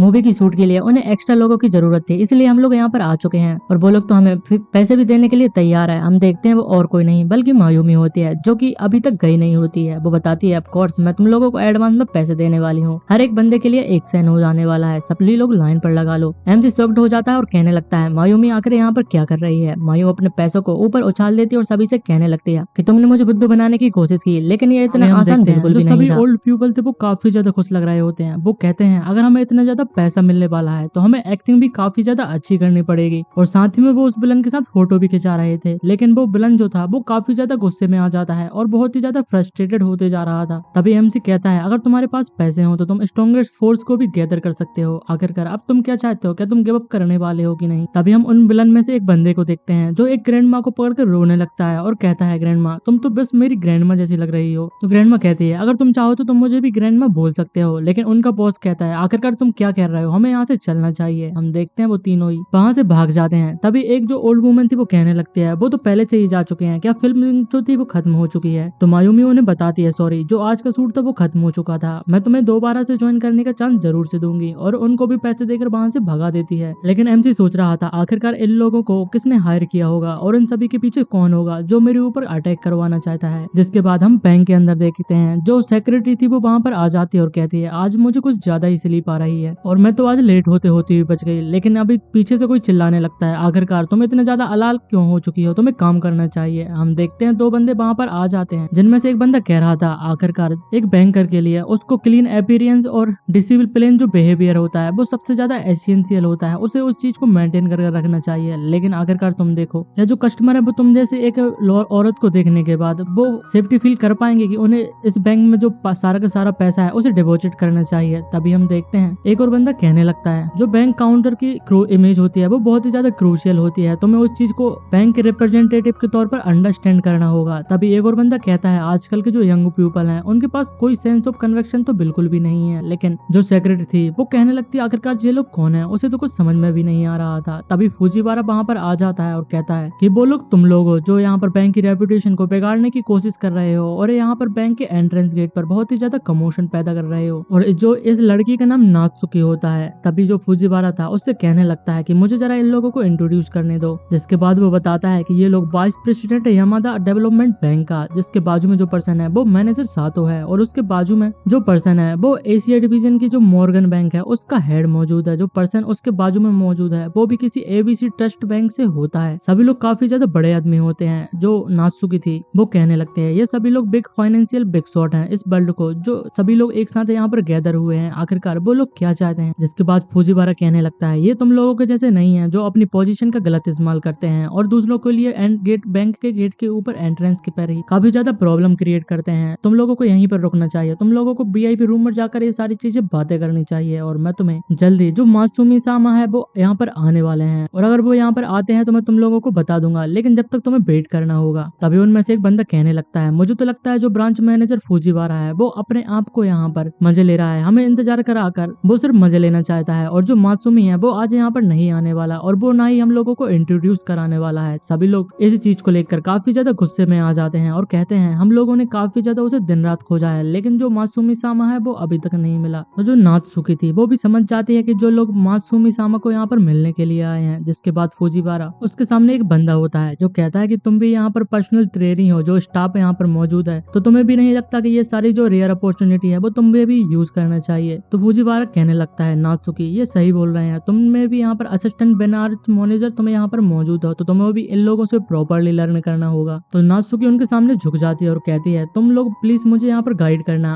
और मुझे अच्छे से सिखाना। तो वो सभी लोग जो थे वो शॉक्ड हो जाते हैं और कहने लगते हैं, असिस्टेंट ब्रांच मैनेजर, वो भी इतनी ज्यादा यंग एज में, उन्हें तो यकीन ही नहीं हो रहा था। तभी एक बंदा कहने लगता है, ब्रांच मैनेजर फुजीवारा, क्या तुम्हें नहीं लगता ये कुछ ज्यादा ही हो चुका है, ये तो सिर्फ अपनी पावर का गलत इस्तेमाल कर। फुजीवारा कहने लगता है कि आखिरकार तुम किस बारे में बात कर रहे हो, मैंने अपनी पावर का गलत इस्तेमाल बिल्कुल भी नहीं किया है। लेकिन सामने वाला बंदा मानने को बिल्कुल भी तैयार नहीं कर रह रहा था। वो कहने लगता है, स्टिल जो वुमन असिस्टेंट ब्रांच मैनेजर है वो इतनी ज्यादा यंग एज में कैसे हो सकती है। लेकिन नात्सुमी यहाँ पर किसी और को कॉल कर रही थी। कॉल करते हुए कहने लगती है, मासूमी सामा, आखिरकार क्या आप जो बाकी के 597 डिपॉजिट करने वाले हो कि नहीं, और अगर आप चाहते हो तो मैं उन सारी चीजों को टेक केयर करने वाले हूँ। हम देखते हैं मासूमी का नाम सुनते ही सभी लोग काफी ज्यादा शॉक्ड हो जाते हैं और कहते हैं, इसमें कोई भी गलती नहीं हो सकती। और तभी एक बंदा कहता है, यहाँ पर हार्डली बहुत ही ज्यादा रेयर कस्टमर होते हैं जो 597 को डिपॉजिट कराना चाहते हैं। तो जिसके बाद फुजीवारा बताता है कि सबसे पहले जो मासूमी सामा को जिसने सर्वे किया था वो नात्सुकी ही थी, और इसलिए तुम अंडरस्टैंड कर सकते हो कि आखिरकार वो ब्रांच मैनेजर कैसे बनी। सभी लोग यहाँ पर समझ जाते हैं और कहते हैं, नात्सुमी सामा तुम काफी ज्यादा अमेजिंग हो, तुमने ट्रूली यहाँ पर जो ब्रोकर का रोल है उसे निभाया है। और सभी लोग काफी ज्यादा खुश हो जाते हैं। जिसके बाद सीन शिफ्ट होता है और हमें एक अपार्टमेंट दिखाते हैं जहाँ पर नात्सुकी हाँफते हुए आ रही थी। वो काफी ज्यादा थक चुकी थी। एमसी उससे कहता है कि तुमने बहुत ही ज्यादा अच्छा काम किया, तुम्हें पानी पी लेना चाहिए। वो उसको बोतल देने लगता है। नात्सुकी उस बोतल को ले लेती है और कहती आफ्टर ऑल मुझे तो ये करना ही था, क्योंकि मुझे जो मात्सुमी सामा है उनकी प्राइवेसी को जो प्रोटेक्ट करना। और वो उस पूरे पानी को पी जाती है और सोचने लगती है मुझे काफी ज्यादा बस इसको चेंज करना पड़ा और मुझे अलग अलग फोर स्टेशन से फाइनली यहाँ पर आना पड़ा, क्योंकि वो उन सारे ब्रांच के जो बंदे थे अलग अलग बैंक के, उन सभी को छुटकारा पाना चाहती थी, जो कि मासूमी के बारे में इन्फॉर्मेशन जानना चाहते थे। एमसी सोचने लगता है मैंने कभी भी नहीं सोचा था कि इतने ज्यादा लोग मेरे पीछे पड़े हुए हैं, लेकिन जो 3 यहाँ पर कल मुझे मौजूद थे, जरूर से जरूर उनके साथ कोई ना कोई बिग फिगर जो फाइनेंशियल वर्ल्ड में होगा वो जुड़ा ही हुआ होगा, और साथ ही में उनकी स्ट्रेंथ बहुत ही ज्यादा पावरफुल थी। मैं उन्हें हल्के में नहीं ले सकता था, लेकिन आखिरकार मैंने क्या किया था, मैंने तो बस यहाँ पर कुछ पैसे ही लाइव स्ट्रीमिंग के दौरान जो स्पेंड किए थे, मैंने कुछ ऐसा नहीं किया था। तभी उसे एक मैसेज आ जाता है जो कि म्यूरियम मतलब कि मारियान का था, जो उसे रेस्टोरेंट पे जाने के लिए उसने इनवाइट किया था। एमसी कहता है कि ये परफेक्ट टाइम है, उसे भी कुछ क्लूज को फाइंड करने की जरूरत थी। जिसके बाद वो रेस्टोरेंट में पहुंच जाता है जो कि माना रेस्टोरेंट था। एक बंदा उसका वेलकम करता है और कहता है सर क्या आपके पास कोई रिजर्वेशन मौजूद है। एमसी सोचने लगता है मैंने कभी भी जो मारियान का असली नाम है उसे पे मैंने उससे पूछा ही नहीं, और जो स्ट्रीम का नाम था वो यहाँ पर यूज नहीं होने वाला। तभी वो बंदा कहने लगता है अगर तुम चाहो तो मैं तुम्हें जो अवेलेबल सीट है उन्हें भी शो कर सकता हूँ। लेकिन तभी वहाँ पर एक बंदा और आ जाता है जो उसे चिल्लाते हुए कहने लगता है आखिरकार तुम क्या करने की कोशिश कर रहे हो? क्या मिस्टर ली मतलब कि मिस्टर ईतो ने तुमसे नहीं कहा था कि जो वीवीआईपी रूम में मौजूद है उन्हें किसी भी प्रकार के जो डिस्टरबेंस है वो बिल्कुल भी पसंद नहीं है? आखिरकार मुझे तुम्हें कितनी बार कहना पड़ेगा, तुम आखिरकार इतनी ज्यादा इंपॉर्टेंट चीज को मिस कैसे कर सकते हो? वो बंदा काफी ज्यादा डर जाता है और घबराते हुए माफी मांगने लगता है, कहता है मुझे माफ कर देना, मैं अभी अभी इस चीज को क्लियर कर देता हूँ। लेकिन वो बंदा अभी भी चिल्लाते जा रहा था और कहता है अगर तुमने मिस्टर ईतो को अपसेट कर दिया तुम्हारी नौकरी तो काम से गई, क्या तुमने मुझे क्लियरली सुन लिया है? साथ ही में वो एमसी कहता है कि आखिरकार तुम यहाँ पर क्या देख रहे हो, हमें कोई भी सिक्योरिटी की जरूरत बिल्कुल भी नहीं। वो एमसी को एक सिक्योरिटी के लिए अप्लाई करने वाला बंदा लग रहा था, लेकिन और वो मन में सोच रहा था इतने ज्यादा सैवी क्लोथ इसने पहने रहे हैं, इसके जैसा कोई कस्टमर तो नहीं हो सकता। लेकिन तभी एमसी को फोन आ जाता है और कहता है हेलो, जो कि यहाँ पर मारियान होती है। वो कहने लगती है यूतो सा आखिरकार तुम कहाँ पर हो? तो एमसी उसे बताता है कि मैं होटल की लॉबी में मौजूद हूँ। उसके सामने जो गार्ड खड़ा था वो उससे कह रहा था अगर तुम्हें कॉल ही करनी है तो तुम्हें बाहर जाकर करना चाहिए। लेकिन तभी यूतो के पीछे से मारियान आ जाती है और कहती है तुम ही यूतो सान हो? मैंने क्या यहाँ पर सही कहा? मेरा नाम मारिया मतलब कि मारी का मारियान है। तो जो गार्ड था वो थोड़ा शॉक्ड हो जाता है और कहता है ईतो सामा जिसकी बात वो कर रहे थे वो मारियान ही होती है, क्या ये पर्सन तुम्हारे साथ मौजूद है? तो इसका फ्रंट नेम मारिका है तो हम इसे मारिका ही बुलाएंगे आगे से। मारिका कहने लगते हैं आखिरकार क्या प्रॉब्लम है? एमसी तभी कहने लगता है अनफॉर्चुनेटली मैं कोई सिक्योरिटी गार्ड नहीं हूँ, दरअसल मैं यहाँ पर एक कस्टमर हूँ। वो बंदा काफी ज्यादा शर्मा जाता है और घबराते हुए कहने लगता है सॉरी, मैंने अभी अभी जो मैंने रूडनेस की थी उसके लिए मैं दिल से माफी मांगता हूँ। एमसी सोचने लगता है ऐसे लोग जो पीपल को अपने अपीयरेंस से जज करते हैं, लेकिन मैं कुछ भी नहीं कर सकता। इसके बाद वो मारिका से कहने लगता है कि हमें अपनी सीट पर चला जाना चाहिए। मारिका कहती है सिक्योरिटी यू तो आखिरकार तुम लोग क्या कर रहे हो? क्या तुम लोग मजाक कर रहे थे? और उसे कुछ समझ में नहीं आ रहा था। जिसके बाद वो अपनी टेबल पर चले जाते हैं और मारिका बताती है कि मैंने तुम्हारे लिए काफी ज्यादा अच्छी अच्छी फेवरेट जो चीजें हैं उन्हें चूज किया है। और जो गार्ड था मतलब कि जो वहाँ का बंदा होता है जो मैनेजर था शायद, वो कहने लगता है कि आखिरकार ईतो सामा जो कि मारिका से कह रहा था कि आप जो हर बार यूजुअली यहाँ पर प्रेफर करती हैं क्या आप उसी चीज को लेने वाली हो? तो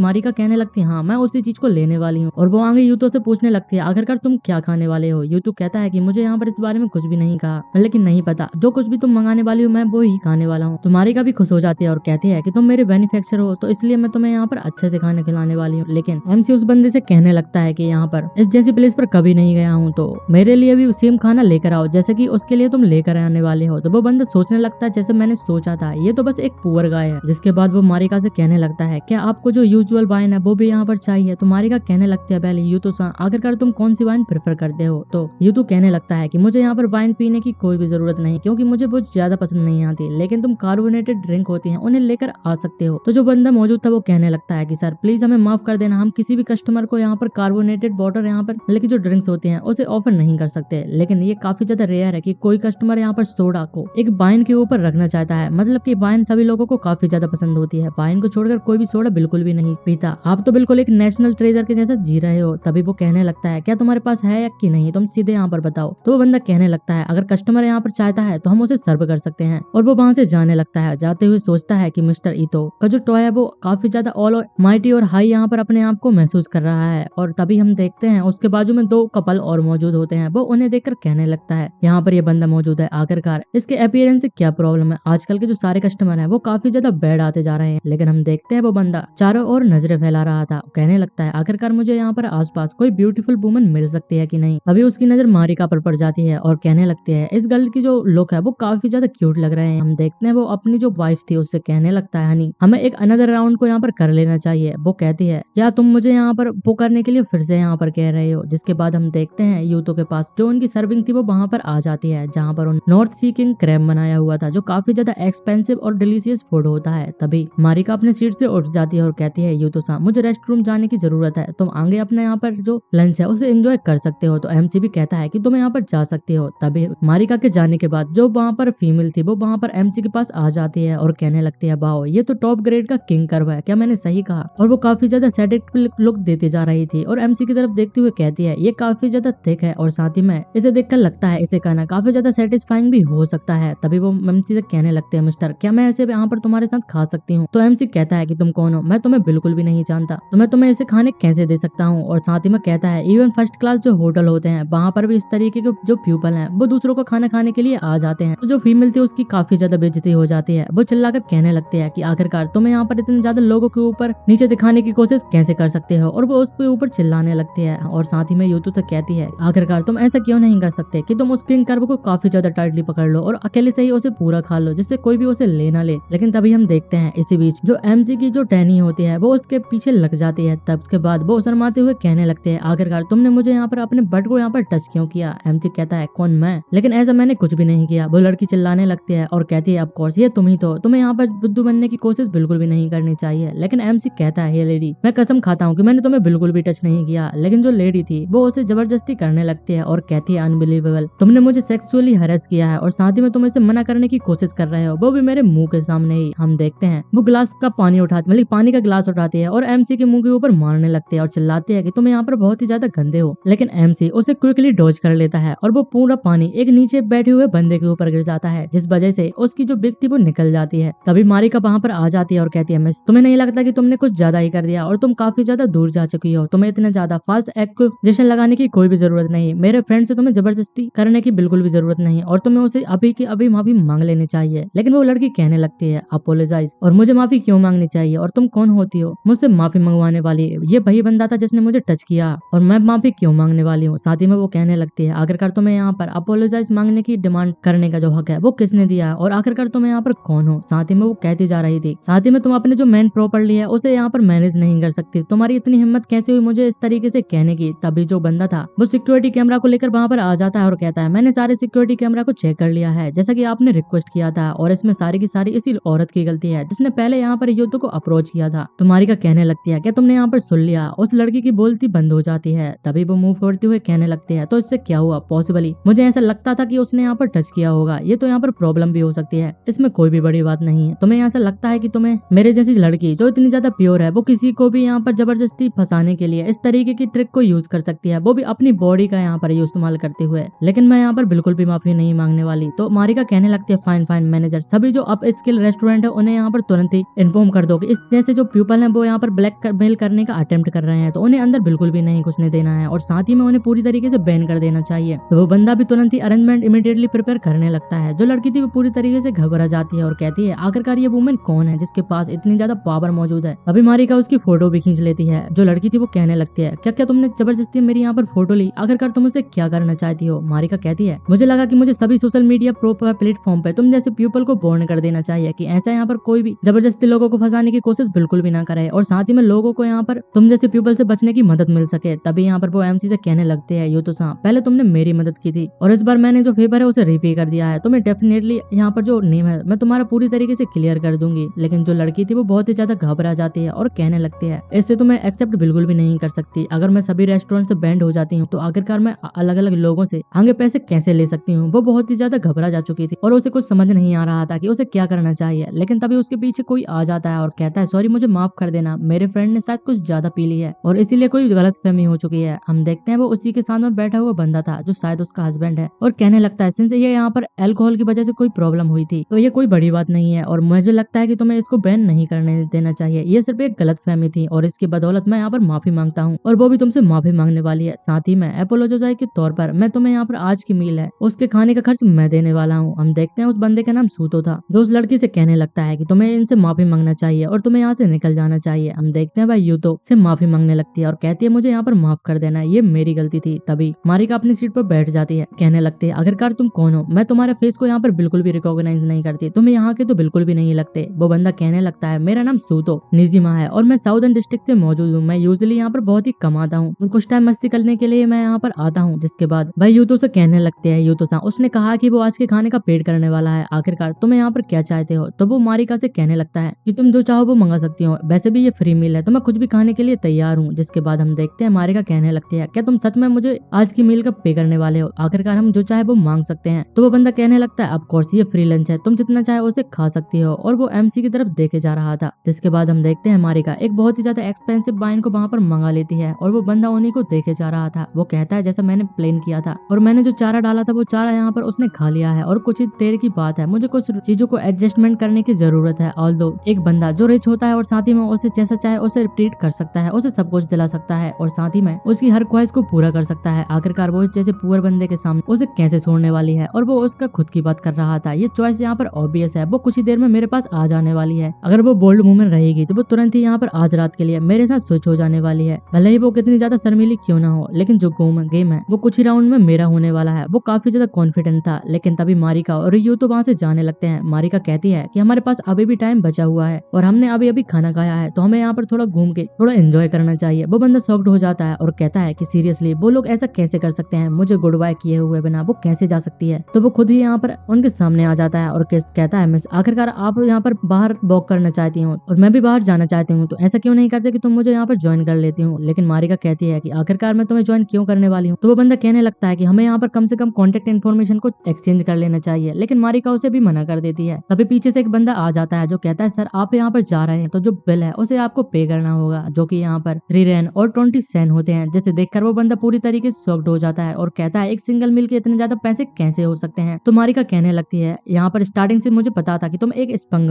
हो जो हर किसी वुमेन को एक्सटॉर्ट करना चाहते हो, उसकी मनी को यहाँ पर लेना चाहते हो और हर किसी रात तुम एक नई लड़की के साथ यहाँ पर हिट करते रहते हो। और वो हंसने लगती है और कहती है अगर तुम्हें यहाँ पर 3 रैन और 20 सेंट को पे नहीं कर सकते तो तुम मुझसे माफी मांगने लेते हो, तो मैं इसे कवर करने के लिए तैयार हूँ। लेकिन वो बंदा काफी ज्यादा इरिटेट हो चुका था और बहुत ही ज्यादा गुस्से में आ जाता है और तुरंत ही मारिका के ऊपर अटैक कर देता है। लेकिन एमसी उसके सामने आ जाता है और कहता है क्या तुम सच में एक वुमेन के ऊपर अपने हाथ को उठाने वाले थे। और एमसी उसे पूरी तरीके से ब्लॉक कर लेता है और कहता है कि तुम कौन हो और तुम किसके साथ अफिलिएटेड हो। तो एमसी उसे बताता है कि वो किसी भी पार्ट का यहाँ पर मतलब किसी भी ग्रुप का पार्ट बिल्कुल भी नहीं है। वो बंदा यहाँ पर कहने लगता है कि तुम जरूर से इस एरिया के लीडर होने वाले हो और अगर तुम्हें कोई प्रॉब्लम है तो तुम मेरे साउथ डिस्ट्रिक्ट एरिया में आओ, तो तुम मैं वहाँ पर बहुत ही ज्यादा अच्छे से ट्रीट करने वाला हूँ। लेकिन मारिका कहती है कि तुम्हें उसे ध्यान देने की कोई भी जरूरत नहीं है और उसे इग्नोर कर दो और हमें चलना चाहिए। वो वहाँ से चले जाते हैं और रात हो जाती है। हम देखते हैं एक बिल्डिंग के बाहर जहाँ पर बहुत ही ज्यादा लग्जरियस कार खड़ी हुई होती हैं और एमसी मारिका के साथ वहाँ पर पहुंच जाता है। तभी एक बंदा वहाँ पर आता है, ओ तो जो मासूम सामा है वो यहाँ पर आ चुके हैं। हम देखते हैं वो बंदा काफी ज्यादा परेशान लग रहा था और उसके चेहरे से पसीना आ रहा था। मारिका उसे पहचान जाती है और कहती है अंकल यामाडा आखिरकार आप यहाँ पर क्या कर रहे हैं। जो यूतो था उन सभी की बातें सुन रहा था और कहने लगता है ये तो यामाडा इचोरी है जो कि प्रेसिडेंट है डेवलपमेंट बैंक का, आखिरकार वो यहाँ पर क्या कर रहा है। तो यामाडा कहने लगता है मारिका चांद तो तुम भी यहाँ पर मौजूद हो। तभी वो सीधे यूतो के पास चला जाता है और कहने लगता है कि तुम ही यहाँ पर मासूम सामा हो, क्या मैंने यहाँ पर सही कहा, ये तुमसे फाइनली मिलकर मुझे काफी ज्यादा अच्छा लगा। जिसके बाद वो बताने लगता है कि मैं यामाडा इचिरी हूँ जो कि प्रेसिडेंट हूँ डेवलपमेंट बैंक का। तभी हम देखते हैं उसके पीछे से बाकी 2 बैंक के जो बंदे थे वो भी वहाँ पर आ जाते हैं और अपने आप को इंट्रोड्यूस करने लगते हैं। तभी हम देखते हैं जो सोतो था वो काफी ज्यादा कंफ्यूज हो जाता है और उसे समझ नहीं आ रहा था। वो कहने लगते हैं ये लाइनअप काफी ज्यादा फाइनेंशियल बिग बिग्स की है, आखिरकार वो सोतो मतलब कि जो यूटा है उसके साथ मिलना क्यों चाहते हैं और वो इतनी ज्यादा पोलाइटली तरीके से उसे क्यों बात कर रहे हैं, उसे कुछ भी समझ में नहीं आ रहा था। वो कहता है आखिरकार ये बंदा कौन है। जिसके बाद हम देखते हैं वो उस रेस्टोरेंट से बाहर आ जाते हैं और सभी को बताता है कि मेरी कंडीशन सिंपल है, जो भी यहाँ पर उस बंदे की आइडेंटिटी को लाकर मुझे देगा जिसने मुझे यहाँ पर कल अटैक किया था, जो बाकी की इन्वेस्टमेंट है मैं उसकी बैंक में करने वाला हूँ। ये काफी ज्यादा फेयर कंडीशन है। सभी लोग इसके लिए यहाँ पर राजी हो जाते हैं और सभी को लगता है कि उनका इन्फॉर्मेशन काफी ज्यादा अच्छा है और वो इस इन्वेस्टमेंट को सिक्योर कर सकते हैं। जिसके बाद वो अपनी गाड़ी से वहाँ पर चले जाते हैं। तभी मारिका कहने लगती है यूतो से मुझे माफ कर देना क्योंकि मैंने सोशल मीडिया पोस्ट की तो तुम्हारी आइडेंटिटी एक्सपोज हो चुकी है, क्या मुझे अपना जो अकाउंट है उसे डिलीट कर देना चाहिए। लेकिन एमसी कहता है इसमें कोई भी बड़ी बात नहीं, पैसे भी मुझे भी इन जैसे ग्रेट पीपल से मिलने की काफी ज्यादा जरूरत थी। तभी यहाँ पर साउतो वहाँ पर आ जाता है और कहता है जरा 1 मिनट यहाँ पर रुको। एमसी कहने लगता है साउतो निजमा आखिरकार आप तुम मुझसे क्या चाहते हो। तभी हम देखते हैं वो अपने साथ में 2 बंदे को भी लेकर आता है और कहता है मैंने तुमसे पहले कहा था कि मैं तुम्हें अच्छे से ट्रीट करने वाला हूँ, क्या तुम उस चीज को भूल चुके हो। और वो कहता है सभी ब्रदर से हमें यहाँ पर चलना चाहिए। सभी लोग अपनी जैकेट के अंदर से कुछ निकालने लगते हैं। एमसी थोड़ा शॉक्ड हो जाता है, लेकिन हम देखते हैं साउतो अपनी जैकेट के अंदर से एक कैन निकालता है जो कि कोकोनट ड्रिंक होती है। उसे देखकर मारिका भी यहाँ पर शॉक्ड हो जाती है और कहने लगती है ये तो कोकोनट ड्रिंक है, मतलब कि मिल्क है, और सभी लोग उसे पीने लगते हैं और एक अजीब सा पोज बनाते हैं। तभी साउतो कहने लगता है ये साउदर्न डिस्ट्रिक्ट की काफी ज्यादा फेमस कोकोनट मिल्क है, और यूतो से कहने लगता है ये लोकल स्पेशलिटी यहाँ पर हम तुम्हारे लिए लेकर आए हैं, तुम्हें इसे जरूर से ट्राई करना होगा। लेकिन एमसी कहता है आखिरकार तुम क्या चाहते हो, जल्दी से बताओ, टाइम वेस्ट करने की कोई भी जरूरत नहीं। लेकिन तभी साउतो सीधे आकर यहाँ पर यूतो के पैर को पकड़ लेता है और रोने लगता है, गिड़गिड़ाते हुए कहता है कि मुझे माफ कर देना, पहले मैंने जो कुछ भी किया है मुझे पता है कि मैंने गलत किया था, मुझे एक और चांस दो, और साथ ही में तुम जिस बंदे को ढूंढ रहे हो मैं उसके लिए तुम्हारी मदद कर सकता हूँ, क्योंकि अंडरग्राउंड सीन के अंदर मैं काफी ज्यादा फेमस हूँ और मेरे पास काफी ज्यादा नॉलेज भी मुताबिक है। एमसी कहता है तो ठीक है, मैं तुम्हें एक चांस देने के लिए तैयार हूँ। तो साउतो भी इसके लिए यहाँ पर उसे शुक्रिया कहता है और वहाँ से चला जाता है। जिसके बाद हम देखते हैं उस रेस्टोरेंट का जो ओनर था वो वहाँ पर आ जाता है और अपने एक वीआईपी कार्ड को यहाँ पर यूतो को देने लगता है और कहता है कि तुम इसे यहाँ पर जरूर से एक्सेप्ट कर लीजिएगा, और मुझे लगता है कि हमारी जो सर्विस है वो तुम्हें यहाँ पर सेटिस्फाइड लगी होगी। एमसी उसे ले लेता है और कहता है कि यहाँ पर कोई भी चीजें खराब नहीं थी, लेकिन अगर मैं यहाँ पर सोचूं तो यहाँ पर जो बंदा तुम्हारे साथ मौजूद है वो अपने आउट ऑफ द वे जाकर मुझे एक चीज सिखाने की कोशिश कर रहा था कि जो रिच पीपल होते हैं वो फाइन वाइन को पीते हैं, ना कि जो ड्रिंक सोडा है। तभी हम देखते हैं जो ओनर था वो उस बंदे से कहने लगता है कि तुम आज से ही और अभी से यहाँ पर फायर कर दिए जाते हो, तुम्हें रेस्टोरेंट एसोसिएशन से नोटिस आ जाएगा, तुम्हें और भी कहीं जाने की बिल्कुल भी जरूरत नहीं। वो बंदा समझ चुका था कि अब उसकी जिंदगी यहाँ पर खत्म हो चुकी है। जिसके बाद हम देखते हैं काफी ज्यादा रात हो चुकी थी और हम एक लड़की को देखते हैं जो अपने सेनपाई को आज के लिए शुक्रिया कर रही थी। इसको हमें नहीं पता कि आखिरकार ये कौन है, शायद ये यूतो की बहन लग रही है, तो मुझे कमेंट में जरूर से बताइएगा। जिसके बाद जो उनकी सेनपाई होती है वो वहां से जाने लगती है और कहती है तुम्हें यहाँ पर संभल कर जाना होगा, और हमें बताते हैं इस लड़की का नाम साकी होता है। साकी काफी ज्यादा खुशी से यहाँ पर अपने रूम में जा रही होती है और कहती है हमारा सेनपाई के साथ स्टडी करना एक काफी ज्यादा लक की बात थी और मुझे काफी ज्यादा अच्छा लगा, साथ ही में मुझे बहुत ही ज्यादा कुछ सीखने के लिए भी मिला है। साथ ही और जैसे जो पीपल होते हैं जो फेमस और स्टडी में काफी ज्यादा अच्छे होते हैं, लेकिन उसकी जो पर्सनालिटी थी वो काफी ज्यादा अच्छी थी और मुझे इससे काफी ज्यादा अच्छा लगता है। और अगर मैं यहाँ पर कोई लड़की नहीं होती और एक लड़का होता तो मैं उसके लिए यहाँ पर फॉल कर जाने वाला था और मैं उसके प्यार में पड़ ही चुकी थी। तभी वो अपने रूम में आ जाती है और सोचने लगती है क्या यहाँ पर सेनपाई का कोई बॉयफ्रेंड होने वाला है। हम देखते हैं वो अपने रूम में देखती है उसकी यहाँ पर सभी रूममेट्स एक साथ कुछ डिस्कस कर रही थी। वो कहने लगती है कि तुम लोग क्या बातें कर रहे हो, लेकिन तभी उसकी नजर जाती है कि जो उसके सारे यहाँ पर स्टडी के मटेरियल्स थे उन्होंने डस्टबिन में डाल दिया था। वो कहने लगती है आखिरकार मेरी बुक जो ट्रेश कैन में क्या कर रहे हैं। तो उनमें से एक लड़की कहती है कि वो यहाँ पर फालतू की पड़ी हुई थी, मुझे लगा कि वो फालतू की चीजें हैं तो उसने मैंने डस्टबिन में डाल दिया था। तभी वो देखती है कि उसका जो बेड था वो भी पूरी तरीके से गीला हो चुका था। तो एक लड़की कहती है कि जब यहाँ पर माँ की यहाँ पर चल रही थी वो गलती से ट्रिप हो जाती है और उसके जो वाटर था वो तुम्हारे बेड पर गिर जाता है, क्या तुम्हें इससे कोई प्रॉब्लम है, और इस छोटी सी गलती के लिए क्या तुम किसी को ब्लेम करने वाली हो। तभी एक और लड़की कहने लगती है क्या तुम्हें इस सभी चीजों से कोई प्रॉब्लम है। यहाँ पर साकी काफी ज्यादा डर चुकी थी और उसे क्लियरली समझ में आ रहा था कि ये तीनों ही लड़की उसके लिए काफी ज्यादा हॉस्टाइल फील कर रही हैं। लेकिन इसी के साथ अगर आपने अभी तक का पूरा एपिसोड देख लिया है तो अगर आपको वीडियो अच्छी लगी हो तो वीडियो को लाइक जरूर से कर दीजिएगा और साथ ही में चैनल को सब्सक्राइब करना बिल्कुल भी मत भूलिएगा। ऐसी ही और मजेदार सीरीज के लिए मुझे कमेंट में जरूर से बताइएगा, मैं भी उसे एक्सप्लेन करने की कोशिश जरूर से करूंगा जो ज्यादा बड़ी ना हो और किसी ने एक्सप्लेन ना की हो। Thanks for watching.